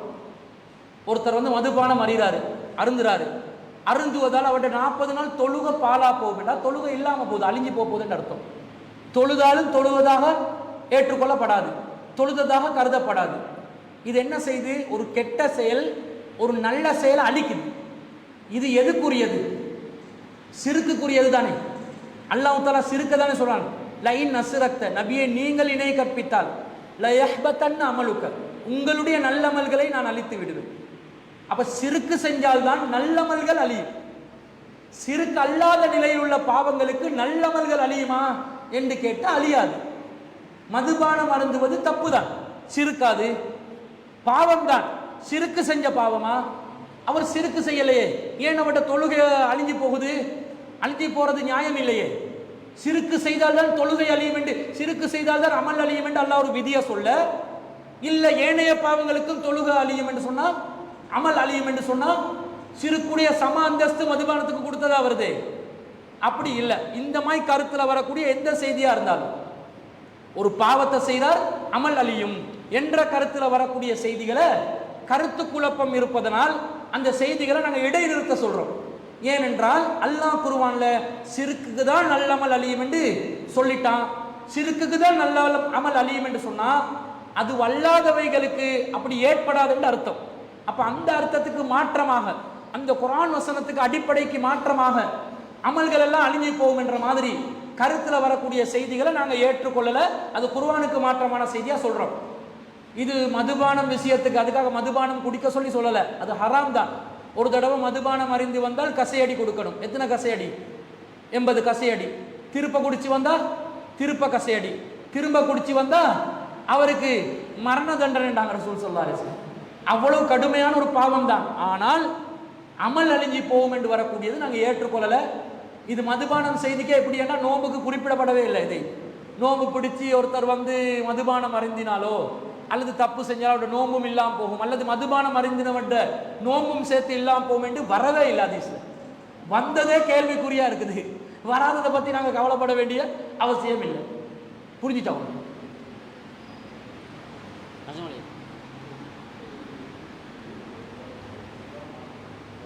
ராஜமௌழி, இப்போ நாங்கள் நோம்பு பிடிச்சி இங்கே நோம்பு பிடிக்கணும் தானே, நோம்பு பிடிச்சிட்டு போகல. இப்போ நோம்பு பிடிச்சிக்கல நாங்கள் எமர்ஜென்சியாக ஒரு வெளிநாட்டுக்கு ஒரு தொழில் வருது வைங்களே. இப்போ நாங்கள் போனாக்கா அங்கே நான் நவம்பர் 28 பிடிச்சிப்போம். அப்போ அங்கே பிறநாள் ஆகிடுமே, அப்போ எங்களுக்கு என்ன மாதிரி? சரி, அதாவது என்ன கேட்குறாருண்டா, நாங்கள் ஸ்ரீலங்காவில் இருக்கிறோம். எங்களுக்கு முன்னாடி சவுதியில் பெரும்பாலும் பிறைய பார்க்குறாங்க. இப்போ நாங்கள் நோம்பு 28 ஸ்ரீலங்காவிலேருந்து சவுதிக்கு போகிறோம். விசாண்டு வந்துருச்சு, திடீரென்று ஒரு வேலை வாய்ப்புன்னு போகிறோம். போகும் பொழுது அங்கே 29வது நாள் எங்களோட நோம்பு 29 இருக்கும்போது அவங்களுக்கு கண்டிப்பாக பெருநாள் பிறைய கண்ட வாய்ப்பு இருக்கும். அவங்களுக்கும் 30 ஆகி ஒன்றா வந்தாலே தவிர 29 அவங்களுக்கும் பெருநாள் வர, 29க்கு அப்புறம் 30 அவங்களுக்கு பெருநாள் வர நாளாக இருந்தால் அதாவது சவ்வால் பிறை அவங்க 29க்கு பிறகே கண்டாங்கண்டா அவங்களுக்கு பெருநாள் நாளில் நான் 29வது நோம்புல போயிட்டு நிற்பேன். இப்போ நான் நோம்பு பிடிக்கிறதா பெருநாள் கொண்டாடுறதான்னு கேட்குறாங்க. இதை புரிஞ்சு கொள்றதுக்கு உலகத்தில் உள்ள இது இந்த காலத்து பிரச்சனை உண்டு தானே. ரசூலோட காலத்தில் இப்படி பிரச்சனை இருக்கலையே. ஏன்டா ரசூலோட காலத்தில் விமான வசதியெல்லாம் இருக்கலையே. ஒரு நாளில் போய்ட்டு ஒரு நாட்டுக்கு போய்ட்டு சேர்ற மாதிரி 24 hours சேஞ்ச் ஆகுற மாதிரி அல்லது 12 மணித்தியாலங்கள் வித்தியாசமாகிற மாதிரிலாம் வரலை. இப்போ நாங்கள் புரிஞ்சு கொள்றதா இருந்தால் எங்களோட நடைமுறையில் உள்ள சில விஷயங்களை பார்த்தா புரிஞ்சு கொள்ளலாம். இப்போ இது நோன்பு இல்லாமல் நீங்கள் சும்மா யோசிங்க. இதே நீங்கள் நோன்பு இல்லாத நாளில் இங்கேருந்து இரவுல போகிறீங்க, மஹ்ரிபை தொழுதுட்டு ஃப்ளைட் ஏறுறீங்க, சவுதிக்கு தான் போகிறீங்க. அங்கே போயிட்டு சேரும்போது நீங்கள் எதில் இருப்பீங்க? இஷாவில் இருப்பீங்களா அசரில் இருப்பீங்களா? எங்களுக்கு முன்னாடி எங்களுக்கு தான் மஹ்ரிப் ஆரம்பத்தில் வரும், எங்களுக்கு பிறகு தான் அவங்களுக்கு வரும். நாங்கள் இங்கே போயிட்டு மஹ்ரிப் தொழுதுட்டு ஒரு 3 மணித்தியாலத்தில் போயிட்டு சவுதியில் இறங்கிட்டோம்டா அங்கே அசர் நேரம். இப்போ நான் என்ன பண்ணுறது? அசர் வக்தில் இஷா தொழுறதா அல்லது அசர் வக்தில் அசர் தொழுறதா? என்ன செய்வோம் நாங்கள்?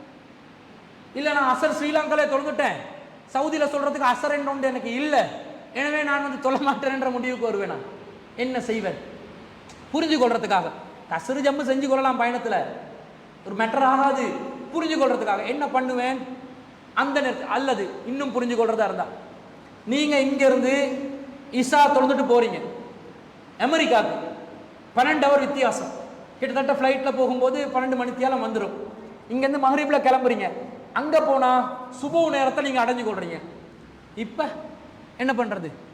இங்கே தான் நீங்கள் மஹ்ரிப் இஷாவை ஜம்மு கசரு செஞ்சிட்டீங்க, செஞ்சுட்டு அங்கே போயிட்டு சுபஹ் நேரத்தை நீங்கள் அடைவீங்க. அடைஞ்சா நீங்கள் என்ன பண்ணணும்? அங்கே இருக்கிற சுபவை தொழுவதா அல்லது இங்கே நான் இல்லை இங்கே மஹ்ரிப் இஷா நேரம் அங்கே சுபஹ் நேரம் ஆகிக்கும். நான் 12 மணித்தியாலம் பயணம் செஞ்சு போகல, அங்கே திரும்ப மஹ்ரிப் ஆகிரும், அங்கே டைம் டிஃபரெண்ட் ஆகிரும். இப்போ அங்கேயும் போயிட்டு நான் மஹ்ரிப் தொழுறதா, இங்கே தொழுந்த மஹ்ரிப் அங்கே தொழுறதா அல்லது மஹ்ரிப் தொழுந்துட்டே சும்மா இருக்கிறதா? என்ன பண்ணுறது? டிராவலிங்கில் ஒரு வித்தியாசம் ஏற்படுதா இல்லையா? இங்கே நான் தொழுந்த தொழுகையே இன்னொரு நாட்டுக்கு போகும்போது அது அல்லாத வேறொரு தொழுகையை நான் அடைய வேண்டிய நிலை வருது. அப்போ நாங்கள் என்ன செய்வோம்? இன்னும் சொல்ல போனால் இங்கேருந்து நாங்கள் இரவு நேரத்தில் ஒரு பயணம் செஞ்சுட்டு போகிறோம், ஒரு நாட்டுக்கு போகிறோம், அங்கே பார்த்தா விடிய காலம் ஆகி இருக்குது, அங்கே விடிய நேரம் ஆகிருச்சு. ஒரு உலக விவகாரத்தில் நாங்கள் என்ன செய்வோம்?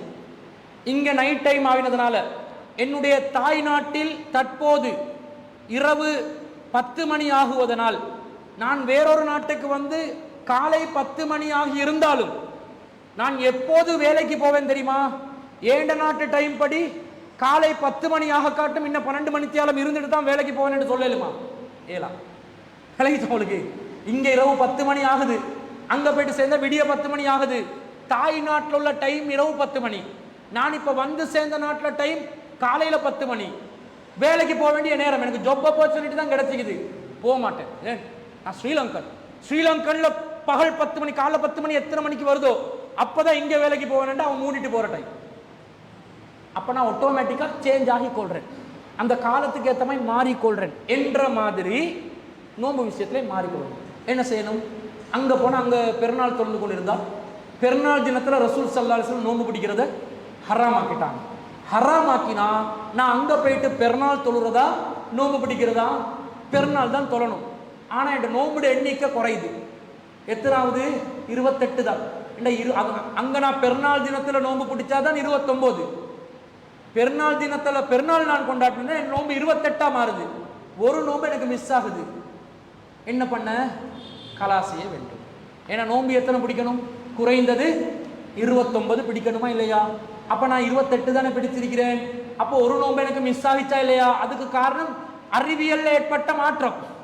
அப்போ நான் ஒரு நோன்பை மிஸ் பண்ணிட்டேன் என்றதுனால கலா செய்து கொள்ள வேண்டும். பிறகு ஆனால் அந்த ஊரில் எது ஜமாத்தோ, எது தொழுகையோ, எது சூரியனோ, எது சந்திரனோ, எது காலமோ, அதுக்கேற்ற மாதிரி நான் என்ன தானாக மாற்றிக்கொள்ள வேண்டும். இதுதான் யதார்த்தமான நடைமுறைக்கு சாத்தியமான சரியான ஒரு அடிப்படையாக இருக்குது.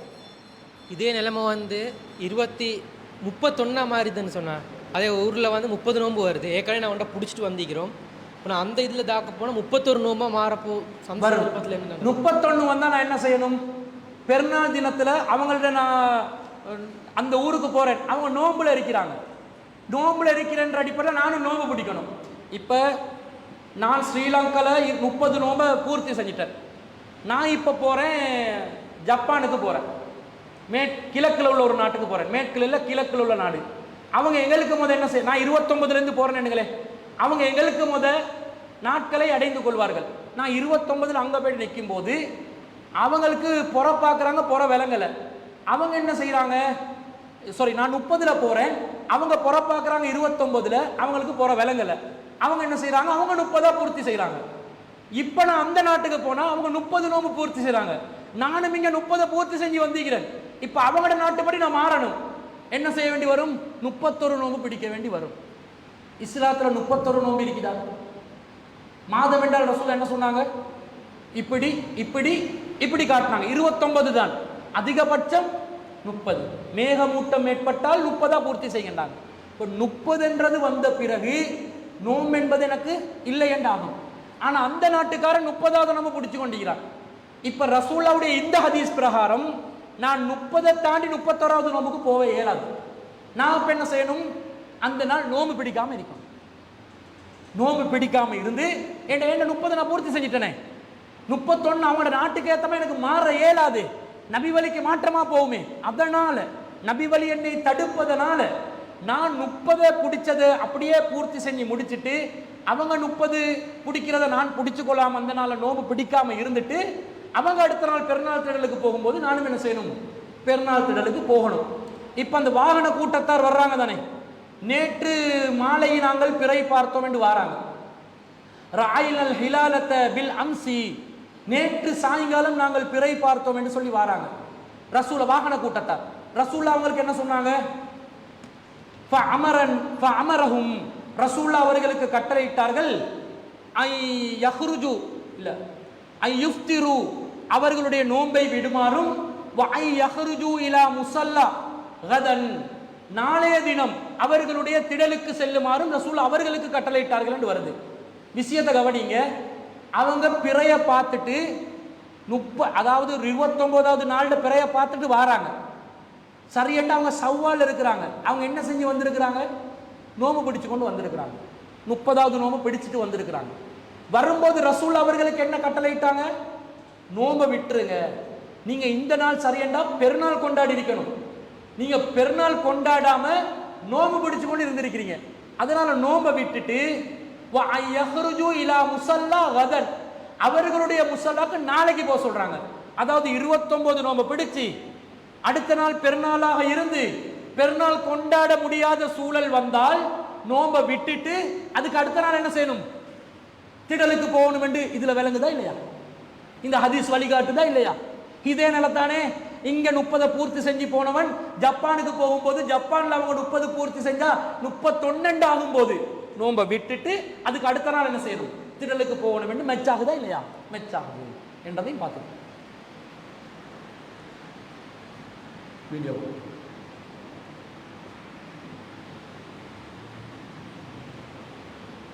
இந்த நோம்பு திறக்க போக்கல்ல ஈச்சப்பழம் தின்ட்டு தான் தண்ணியை குடிக்கணும், அது ஒரு சுன்னத் அப்படின்னு சொல்லுவாங்க. ஈச்சப்பழம் தின்ட்டு தான் எல்லாம் ஸ்டார்ட் பண்ணணும் சரி அப்படின்னு சொல்லுவாங்க. அதுக்கு பற்றி மார்க்கத்தில் வேணாம்.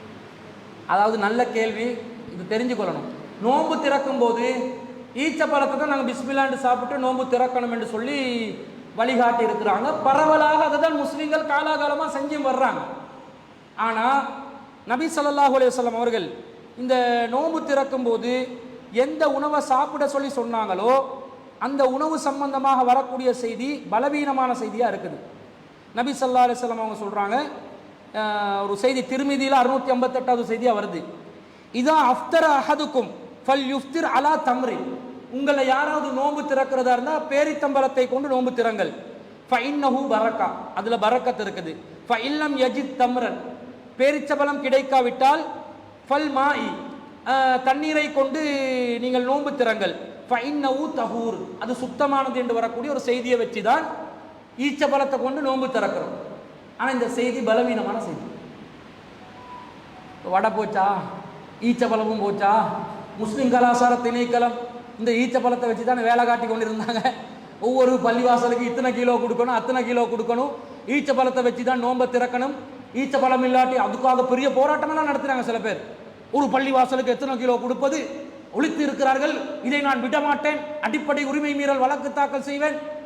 சவுதிக்காரன் நம்மளை ஏமாத்துறான், நம்மளுக்கு ஈச்ச பழமா தரணும் அவன். சரியண்டா, உண்மையிலே அல்லாஹ் என்ன சொல்றான், லன் தனாலுல் பிர்ர ஹத்தா துன்ஃபிகு மிம்மா துஹிப்பூன். நீங்கள் விரும்பியவற்றிலிருந்து அல்லாஹ்வின் பாதையில் செலவிடாதவரை நீங்கள் நன்மையை அடைய மாட்டீர்கள். சவுதிக்காரங்கிட்ட போயிட்டு கேளுங்க, உனக்கு ஈச்ச பழம் விருப்பமா பெட்ரோல் விருப்பமாண்டு என்ன சொல்லுவான்? பெட்ரோல் தான். அவன் வாழ்க்கையே பெட்ரோல்ல தான் ஓடுது. பெட்ரோல் ஃபியூல் தான் அவன் வாழ்க்கையே. அவன் பெட்ரோலை வச்சு நியோம் சிட்டி உருவாக்கி கொண்டிருக்கிறான். 2030க்கு நமக்கு ஈச்சப்பழத்தை அனுப்புறான். ஈச்சப்பழம் இங்கே கிடைக்காத ஈச்சப்பழம் தானே. ஈச்சப்பழம் சவுதியில் மட்டும்தான் கிடைக்குமா? வேற நாடுகளில் கிடைக்காதா? அவன் தர்றதா தான் என்ன தரணும் எங்களுக்கு? முஸ்லிம் சமூகத்துடைய எண்ணிக்கையை பார்த்து எத்தனை பேர்ட்ட அண்டர் கிராஜுவேட்ஸ் இருக்கிறீங்க, இந்தாடா ஸ்காலர்ஷிப் எல்லாம் படிங்கடா. எத்தனை பேர் வேலை வாய்ப்பு இல்லாம இருக்கிறீங்க, எத்தனை இளைஞர்கள் திருமணத்துக்கு வசதி இல்லாம இருக்கிறீங்க, எத்தனை விதவைகள் இந்த சமூகத்தில் இருக்கிறார்கள், எத்தனை முஸ்லிம் பல்கலைக்கழகங்கள் வேண்டும், சட்ட ரீதியா கவர்மெண்ட் பிரச்சனை பண்றானா அதுக்கு அழுத்தம் தெரிவிக்கிறோம் என்று சொல்லி இந்த சமூகத்துக்கு ஒரு பாதுகாக்கும் அரணாக நிக்காம ஈச்ச பழத்தை கொடுத்து ஏமாத்தி கொண்டு இருக்கிறான். அதுக்கு இவங்க பெரிய போட்டி திணைக்களம் ஒன்று வச்சுக்கொண்டு அதுல பிரதான எஜெண்டா அது ஈச்ச பழத்தை பங்கிட்டு கொடுக்குறது. இவங்களுக்கு மூளை கொஞ்சமாவது மசாலா இல்லைன்னு விளங்குது இல்லையா? இந்த ஈச்சப்பழம் பங்கிடுறதுக்காக நீங்க திணைக்களம் வச்சிருக்கிறீங்க, அறிவு கெட்டவங்க. இதுக்கு பெரிய போராட்டம் சண்டை. அந்த ஈச்சப்பழத்தை ஒழுங்கா கொடுக்குறானா இல்லையாண்டு அதுல வேற சரிச்ச கேளுங்க. உங்களோட திணைக்கள அதிகாரத்தை வச்சு கேளுங்க, எங்களுக்கு கோட்டா தாடா, பெட்ரோல் கோட்டா தாடா, இலவச பெட்ரோல் கோட்டா, ஹஜ்ஜி கோட்டா கேட்டுக்கிறான் வியாபாரத்துக்கு. ஹஜ்ஜி கோட்டா கேட்டு சண்டை பிடிக்கிற வியாபாரிகள் எதை கேட்கணும்? இலங்கை முஸ்லிம்களுக்காக அரசாங்கத்துக்கு கொடு. இலங்கை முஸ்லிம்களுக்கு பாவம், சிறுபான்மை மக்கள் ரொம்ப கஷ்டப்படுறாங்க, வறுமையில இருக்கக்கூடிய ஒரு சமூகம். இவங்களுக்கு நாங்க பெட்ரோல் கோட்டா ஒரு வருஷத்துக்கு இத்தனை கோடி லிட்டர்களை நாங்க பெட்ரோல் இலவசமா தருவோம். முஸ்லிம் சமூகத்துக்கு என்னென்ன சலுகை செய்யணும் செய்யுங்களேடா, அதை செய்ய மாட்டேன்றான். இவன் இன்னும் அந்த பாலான்ஸ வேலை தான் செய்வான். சிறு பிள்ளை தரம் அந்த கிணறு கட்டுறது. இந்த ஊர்ல ஒருத்தர் சொல்றாரு, கிணறு கட்டுற வியாபாரி ஒருத்தர் சொன்னாரு, வியாபாரி தானே கமிஷனுக்கு தான் வேலை பார்க்குறாங்க. ஒருத்தர் சொன்னாரு, ஒரு வீட்டுக்கு போனா கிழக்கு மாகாணத்துல டியூப் வெல்லு மிகுதாம், அடி பைப்பு மிகுதாம். அதுல ஒரு நிறுவனத்துல பேரா பெரிய கிணறு ஒன்று இருக்குதாம், கிட்டத்தட்ட ஒரு கிராமத்துக்கு கொடுக்குற கிணறு ஒரு வீட்டுக்கு கொடுத்து அதுல இன்னொரு நிறுவனத்துல பேரா. வீட்டுக்கு பின்னாடி இன்னொரு சின்ன கிணறு இருக்குதாம், கிட்டத்தட்ட 4 கிணறு ஒரு வீட்டுக்கு. மோசடிக்காரங்களா இல்லையா? மோசடி பண்றாங்களா இல்லையா? இவ்வளவு இந்த கிணறும் ஈச்சபலமும் தான் எங்கட வேலையா? இது எக்ஸ்ட்ரா தகவலா சொல்லிக் கொள்றேன். சிந்தித்து செயல்பட வேண்டும். முஸ்லிம்கள் இன்னமும் ஏமாறக்கூடாது. சவுதிக்காரன் போயிட்டு வெள்ளக்காரிகளோட நல்ல குத்து டான்ஸ் போடுவாங்க, அந்த வாழை வச்சுக்கொண்டு இப்படி ஆடுறது. அப்ப இலங்கையில முஸ்லிம்களுக்கு கணக்கெடுக்கிறானும் இல்லை. இதனால கடும் அதிருப்தி இருக்கிறது. இந்த விஷயங்கள்ல இருந்து நாங்க விடுபட்டு நாங்க இந்த முஸ்லிம் தலைமைகளுக்கும் சில விஷயங்களை புரிய வைக்கணும். அதுக்காகத்தான் இந்த செய்தியை சொன்னேன். அப்ப ஏற்ற உணவு என்றது செய்தி, தண்ணி, இந்த ஈச்சப்பழம் என்றது இல்லாம போயிருச்சு. ஹதீஸ் பலவீனம் என்றா என்ன அர்த்தம்?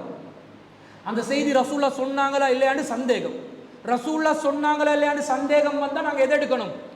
ரசூல்லா சொல்லலன்ற கருத்துக்கு தான் வரணும். மேனண்டுகளே, சொன்னாங்கன்ற முடிவெடுத்து சும்மா சரி அது ரசூல்லா சொல்லாம இருந்தாங்கன்னா நாங்க பித்அத் செஞ்சதா ஆயிரும், பாவிகள் ஆகிருவோம். இது மார்க்கத்துல இல்லாத, ஏன்னா பரக்கத்து ஈக்கிறதா வேற வருது. ஈச்சப்பழத்தால நோன்பு திறந்தா பரக்கத்தண்டு வருது. பரக்கத்துன்றது மறைவான ஞானம். மறைவான ஞானத்தில் உள்ள ஒரு விஷயம் ரசூலா சொல்லாம எங்களுக்கு நாங்கள் என்ன செய்யலாது, முடிவு செய்ய இயலாதுன்றதுனால ஈர்த்த பழத்தை கொண்டு நோன்பு திறப்பது என்பது நபி வழி அல்ல. பிதுஅத்தாப்ப பிதுஅத் இல்லை. இதுல திறந்தா பரக்கத் கிடைக்கும் என்றது இல்லை, எதிலையும் திறக்கலாம். இன்னொரு செய்தி வருது புகாரில 1941வது செய்தி. ரசூல் ஸல்லல்லாஹு அலைஹி வஸல்லம் அவர்களோட சஹாபாக்கள் இருக்கிறாங்க. அப்ப ரசூல் ஸல்லல்லாஹு அலைஹி வஸல்லம் அவர்கள் குன்னா மஅ ரசூலில்லாஹி ஸல்லல்லாஹு அலைஹி வஸல்லம் ஃபீ சஃபரின், ஒரு பயணத்தில் இருந்தோம். ஃபகால ரஜுலின், ஒரு மனிதர் சொன்னார், அன்சில் ஃபஜ்தஹ்லி. ஒரு மனிதருக்கு ரசூலா சொன்னாங்க, இன்சில் ஃபஜ்தஹ்லி, எனக்கு நீ மாவு கரைசல், மாவை கரைச்சி வச்சுக்கிற ஒரு தண்ணி, மாவை மிக்ஸ் பண்ணிக்கிற ஒரு தண்ணி ஒண்ட எனக்கு கொண்டு வருவீராக என்று சொல்றாங்க. அவர் சொல்றார், யா ரசூலல்லாஹ் அஷ்ஷம்சு, இன்னும் சூரியன் வெளிச்சம் இருக்குது, அதுக்குள்ள கொண்டு வர சொல்றீங்க? ரசூலா சொல்றாங்க, கொண்டு வா. அதை கொண்டு வா. இன்சில் ஃபஜ்தஹ்லி, எனக்கு அதை கொண்டு வந்துரு. யா ரசூலுல்லாஹி ஷம்சு, இன்னும் வெளிச்சம் இருக்குது அல்லாஹ்வின் தூதரே அப்படின்றாரு. ரசூலா வந்து இன்சில் ஃபஜ்தஹ்லி, அந்த மாவு கரசலை கொண்டு வந்துரு எனக்கு அப்படின்றாங்க. ஃபனஸல ஃபஜதஹலஹு ஃபஸரிப, பிறகு அவர் வந்து அதை கொண்டு வந்து கொடுக்க ரசூலா அதை குடிச்சு. என்ன ரசூலோட சாப்பாடுன்னு பாருங்க. நோம்பு திறக்கிறதுக்கு எதை குடிச்சாங்க? கோதமாவை கரைச்சி தண்ணியோட வச்சு குடிச்சிருக்கிறாங்களா இல்லையா? ஈச்சப்பழம் இப்ப எங்க போச்சு? ஈச்சப்பழம் இருந்துச்சா? ரசூலா குடிச்சாங்கன்னு வருது. பிறகு ரசூலா சொல்றாங்க, இதா இப்படி காட்டி சொல்றாங்க கிழக்கை மேற்கை, இதா ராய்துமுல் லைல அக்பல மின் ஆஹுனா ஃபகத் அஃப்தர ஸாயிமு. இந்த கிழக்கை மேற்கை நோக்கி காட்டி, இந்த இடத்துல இருந்து சூரியன் அந்த இடத்துக்கு கீழே போயிட்டு மறைஞ்சிச்சண்டா, அப்ப நோம்பாளி நோம்பு திறந்துடணும். நோம்பு திறக்கிறதுக்கு அடிப்படை சூரியன் மறைவதுதான், சூரியன் அஸ்தமனமாகுவதுதான். சூரியன் மறைஞ்ச உடனே வானத்தில் வெயில் இருக்கும், வானத்தில் வெளிச்சம் இருக்கும். அதனால அது நோம்பு திறப்பதற்கு தடையாகாது என்று ரசூலா சொன்னதாக ஒரு செய்தி வருது. அப்ப சூரியன் மறைஞ்ச உடனே நோம்பு திறந்துடணும். சூரியன் மறைவு 6:15 6:15 நோம்பு திறக்கணும். ஒருத்தர் பாங்கு சொல்ல காட்டிலும் வெயிட் பண்ணணும் என்று அர்த்தம் இல்லை. ஆனா அதே டைம்ல பாங்கு சொல்லி அதே டைம்ல நோம்பு திறந்தாலும் சரி. பாங்கு சொன்னா தான் நோம்பு திறக்கணும் என்றது இல்லை. சூரியன் மறைஞ்ச உடனே நோம்பு திறக்கலாம். ஒரு முஅத்தின் சரியா 6:15 அவர் பாங்கு சொல்றாரு, அந்த டைம்ல நாங்க நோம்பு திறந்தா அது தப்பும் இல்லை என்றது விளங்குது. இந்த செய்தியில் என்ன வருது? ரசூல்லா நோம்பு திறக்கிறதுக்கு ஈச்சப்பழம் பயன்படுத்தினதா வருதா? இல்ல. அப்ப ரசூல் ஸல்லல்லாஹு அலைஹி வஸல்லம் அவர்கள் வேறு பொருட்களையும் கொண்டு நோம்பு திறந்திருக்கிறாங்க. கிடைச்ச பொருளை, எது நமக்கு ஒரு பொருளா கிடைக்குதோ அதை கொண்டு வந்து நோம்பு திறக்கலாம். நோம்பு திறக்கும் போது அதுக்காக புரியாணி எடுத்து வாய்க்குள்ள அடைச்சு அடைச்சிடும். அதனால பார்த்து தண்ணீர் வஸ்துக்களை கொண்டு நோம்பு திறந்தா நல்லது. அது இதுதான் சிறப்பென்று சொல்லலாது. எதையும் நோம்பு திறப்பதற்கு உணவாக பயன்படுத்திக் கொள்ளலாம், எந்த பிரச்சனையும் இல்லை. ஹலாலான உணவா இருக்கணும். எதையும் என்றால் ஹராமானது இல்லை, ஹலாலான உணவா இருக்கணும்.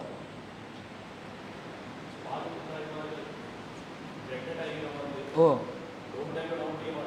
ஓ ஓ நோம்பு கலா செய்யணும், 30 நோம்பையும் கலா செய்யணுமா? ஓ, ஃபுல்லாவே கலா செய்யணும். அதாவது அவர் என்ன கேட்குறாருண்டா, பால் ஊட்டும் தாய்மார்கள் அவங்க வந்து நோம்பு கலா செய்கிறதாக இருந்தா 30 நோம்பையும் அவங்க கலா செய்ய வேண்டி வருமா அப்படின்னு கேட்குறாங்க. 30ஐயும் விட்டுறாங்கன்னு வைங்களே, கலா செய்யணுமாண்டு. இந்த பால் ஊட்டும் தாய்மார்களுக்கும் கர்ப்பிணி பெண்களுக்கும் நோம்புல தற்காலிக சலுகை தான் இருக்கிறது. நசாயில 2276வது செய்தியில வருது, இன்னல்லாஹ் அஸ்ஸவஜல், மகத்துவமும் மாண்பும் மிகுந்த அல்லாஹ், வல அலில் முசாஃபிரி சௌமன் வ சத்ர சலாத்தி, முசாஃபிரண்டா பயணிக்கு நோம்புலிருந்து சலுகை தந்திருக்கிறான். வ சத்ர சலாத்தி, தொழுகையை சுருக்கி குறைத்து கொள்கின்ற சலுகையும் தந்திருக்கிறான். வ அனில் ஹுபுலா வல் முர்லிஇ, கர்ப்பிணிகளுக்கும் பாலூட்டும் தாய்மார்களுக்கும் இந்த சலுகை உண்டு என்று சொல்கிறார்கள் ரசூல் ஸல்லல்லாஹு அலைஹி வஸல்லம். அப்ப என்ன வருது? பாலூட்டும் தாய்மார்களும் கர்ப்பிணி தாய்மார்களும் பயணிகளுக்கும் என்னது?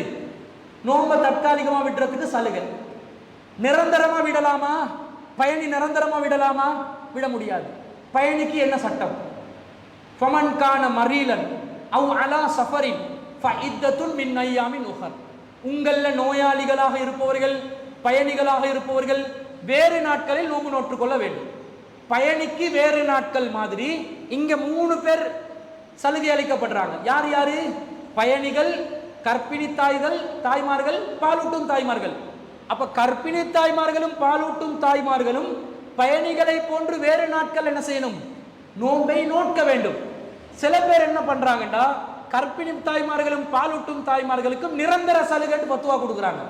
நிரந்தர சலுகை ஃபத்வா கொடுப்பதற்கு எந்த முகாந்திரமும் இல்லை, எந்த ஆதாரமும் இல்லை. அவங்க சலுகை பெறுவதற்குரிய ஹதீஸே இது ஒன்று மட்டும்தான். இந்த ஹதீஸ்ல ரசூலா முசாஃபிரையும் சேர்த்துட்டாங்க, பயணியையும் சேர்த்துட்டாங்க. பயணியையும் சேர்த்துட்டாங்கன்னா என்ன அர்த்தம்? பயணி வேற நாள்ல கலா செய்யணுமா? இவங்களும் கலா செய்யணும். 30 நோன்பை விட்டா 30 நோன்பையும் கலா செய்யணும். 15 நோன்பை விட்டா 15 நோன்பையும் கலா செய்யணும். கர்ப்பிணி தாயும் கலா செய்யணும், பாலூட்டும் தாயும் கலா செய்யணும். இப்போ என்ன பண்ணுறான்? ஒருத்தன் 2 வருஷத்துக்கு ஒருக்க புள்ள கொடுத்து கொண்டே இருக்கிறான் பொம்பளைக்கு.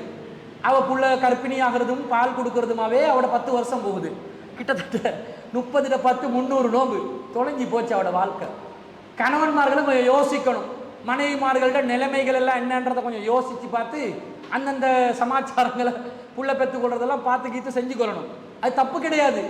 இவ தான் நோம்பு நோட்கணும். இவ கடமையான நிலையில் மௌத்தா போகணுன்னு சொன்னால் ரசூல் ஸல்லல்லாஹு சொல்கிறாங்க, அவக்கு பதிலாக அவருடைய வாரிசுகள் மன் மாத்த வலை பிசியாமின், யார் ஒருவர் நோன்பு இருக்கும் நிலையில் மரணித்து விடுகிறார்களோ சாம அன்பு வலியுகு, அவருக்கு பதிலாக அவருடைய பொறுப்பாளர் வாரிசுகள் நோன்பு நோக்கட்டும். அப்போ நோன்பு இவங்களுக்கு 300-400 நோன்பு இருந்த நிலையில் உம்மா இருக்கிறாங்க. உம்மாவோட இறக்கமாக இருந்தால் உம்மா பயப்படவானா, நீங்கள் மௌத்தா போனோடனே நான் பிடிச்சிருவேன்ட்டு சொல்லி அவங்களுக்கு சக்தி இல்லை தானேன்னு விட்டுறலாம். ஆனால் பிள்ளையில நம்ப இயலாது. நாளைக்கு மாப்பிள்ளையோட சேர்ந்து அவருக்கு பிஸி ஆகிட்டு நோம்பு கலா செய்யாம விட்டாண்டா எங்கட கதை முடிஞ்சு. அதனால் நாங்களே என்ன செய்யணும், கலா செஞ்சு கொள்ளத்தான் வேண்டும். 30 நோம்பு பிடிக்கிறதுக்கு 360 நாட்களில் புற கேலண்டர் படி 355 நாட்களில் மீதமுள்ள 325 நாள் இருக்குது. பார்த்து பார்த்து பிடிச்சா ஒரு மாதத்துக்கு நோம்பு 3 நோம்பை கலா செஞ்சாலும் 10 மாதத்தில் 30 நோம்பு தானாக நிறைவேறிடும். அதை செய்யாமல் சோம்பேறித்தனமாக 100-200 அடுக்கி போனாங்கண்டா அவங்களுக்கு அது கடனாக நிற்கும்.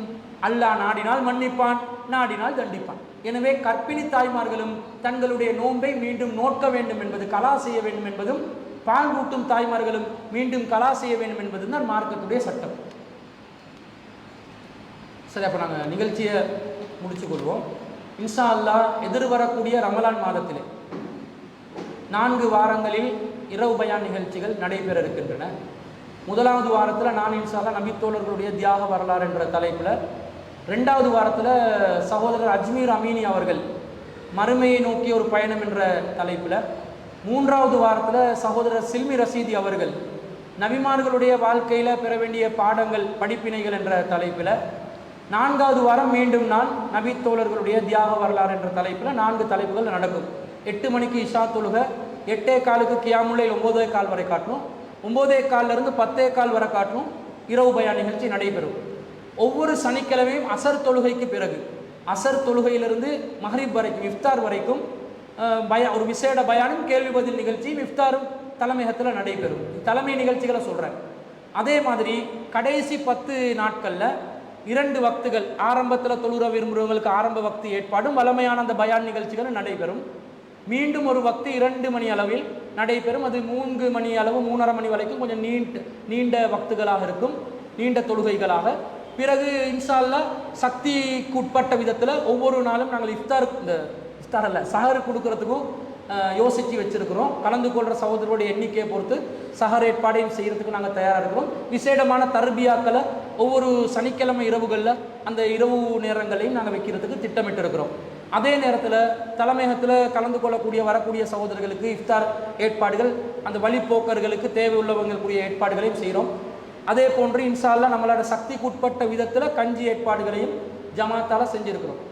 சிடிஜே மாளிகாவத்த கிளை சார்பாக ஒவ்வொரு ரமலான்லையும் பெண்களுக்காக விசேடமான காலையில் 10 மணிலிருந்து 11:30 மணி வரைக்கும் பயான் நிகழ்ச்சிகளை வச்சுருக்கிறோம். முதல் வாரத்தில் தஃப்சீர் வகுப்புகள், 2வது வாரத்தில் இன்னொரு குறிப்பிட்ட தலைப்புகள், 3-4 ஒவ்வொரு தலைப்புகள் இருக்கும். இந்த தலைப்புகளை இன்ஷா அல்லாஹ் டிசைட் பண்ணி நாங்கள் முகநூலில் போட்டுருவோம். பெண்களுக்கான நிகழ்ச்சி, இந்த பெண்கள் பயான் நிகழ்ச்சியில் கலந்து கொள்கிறவங்களுக்கு விசேடமான ஒரு பரீட்சை அல்லது ஒரு கேள்வி அவங்கக்கிட்ட கேட்டு பதிலளிக்கிறவங்களுக்கு விசேட பரிசுகள் கொடுக்கறதுக்கும் கிளை தயாராக இருக்கிறாங்க. கிளை நல்ல வசதி, மாஷா அல்லாஹ். அதே போல் இரவு பயான் நிகழ்ச்சியில் யார் கலந்து கொள்கிறாங்களோ அவர்களுக்கு அந்த பயான்களில் வச்சு ஒவ்வொரு நாளும் கேள்விகள் கேட்கப்படும். ஒவ்வொரு நாளோ அல்லது ஒரு வாரத்துக்கு ஒரு தடவையோ கேள்விகள் கேட்கப்பட்டு அதுக்கு பதில் தரக்கூடியவங்களுக்கும் விசேட பரிசுகள் கொடுக்க இருக்கிறாங்க. மாளிகாவத்த கிளை சகோதரர்கள் வசதியான ஒரு கிளை தான் கொடுக்க இருக்கிறாங்க. இன்ஷா அல்லாஹ் அவங்களோட பணிகள் எல்லாம் புரிந்து கொண்டு அதில் பரக்கத் செய்யட்டும் என்றது துவா கேட்டுக்கொள்கிறோம். இந்த விஷயங்கள் எல்லாம் நடத்துறதுக்கு எங்களுக்கு நிறைய பொருளாதார தேவைகள் இருக்குது. அந்த பொருளாதார வசதிகளை யாரெல்லாம் செய்ய விரும்புகிறீங்களோ ஜமாத் நிர்வாகத்தை தொடர்பு கொள்ளுங்க. உங்களுடைய பொருளாதாரம் வீணாகாது. நிறைய ஏற்பாடுகள் இருக்குது. இந்த செலவுகள் தாறுமாறாக இருக்குது. கஞ்சியினுடைய அந்த அமௌண்ட் என்னன்றதை கூட நாங்கள் இன்ஷா அல்லாஹ் அறிவிப்போம். யாரெல்லாம் இருக்கிறீர்களோ என்னை தொடர்பு கொள்ளலாம். அல்லது ஜமாத் நிர்வாகத்தில் உள்ள எந்த நிர்வாகிய தலைவர் இருக்கிறார், ரிசான் அவர்கள், துணைத் தலைவராக சகோதரர் காமில் சார் அவர்கள், அதே மாதிரி பொதுச் செயலாளராக நான் இருக்கிறேன், துணை செயலாளராக சகோதரர் ரவுசான் அவர்கள், சகோதரர் ஜவுஹர் அவர்கள் சகோதரர் ரஜாயி அவர்கள் இன்னொரு புது துணை செயலாளராக நியமிக்கப்பட்டிருக்கிறார். அதே போன்று பொருளாளராக சகோதரர் அப்துல் சக்கூர் அவர்கள். தலைமை சார்ந்த நிகழ்வுகளுக்கு எங்களை தொடர்பு கொள்ளலாம். கிளை சார்ந்த நிகழ்வுகளுக்கு சகோதரர் அப்துல் ரஹீம் அவர்கள் உட்பட அவங்கள நிர்வாகிகளை தொடர்பு கொண்டு உங்களோட பொருளாதார உதவிகளை கொடுத்து கொள்ளலாம். அதிகமாக ரமலானில் தர்மம் பண்ணுங்கள். அதே மாதிரி எங்களோட ஜமாத் சார்பாக மிக முக்கியமான ஒரு ப்ரொஜெக்ட் ஒன்று இந்த ரமலான் மாதத்தில் முடிக்க நினச்சிருக்கிறோம்.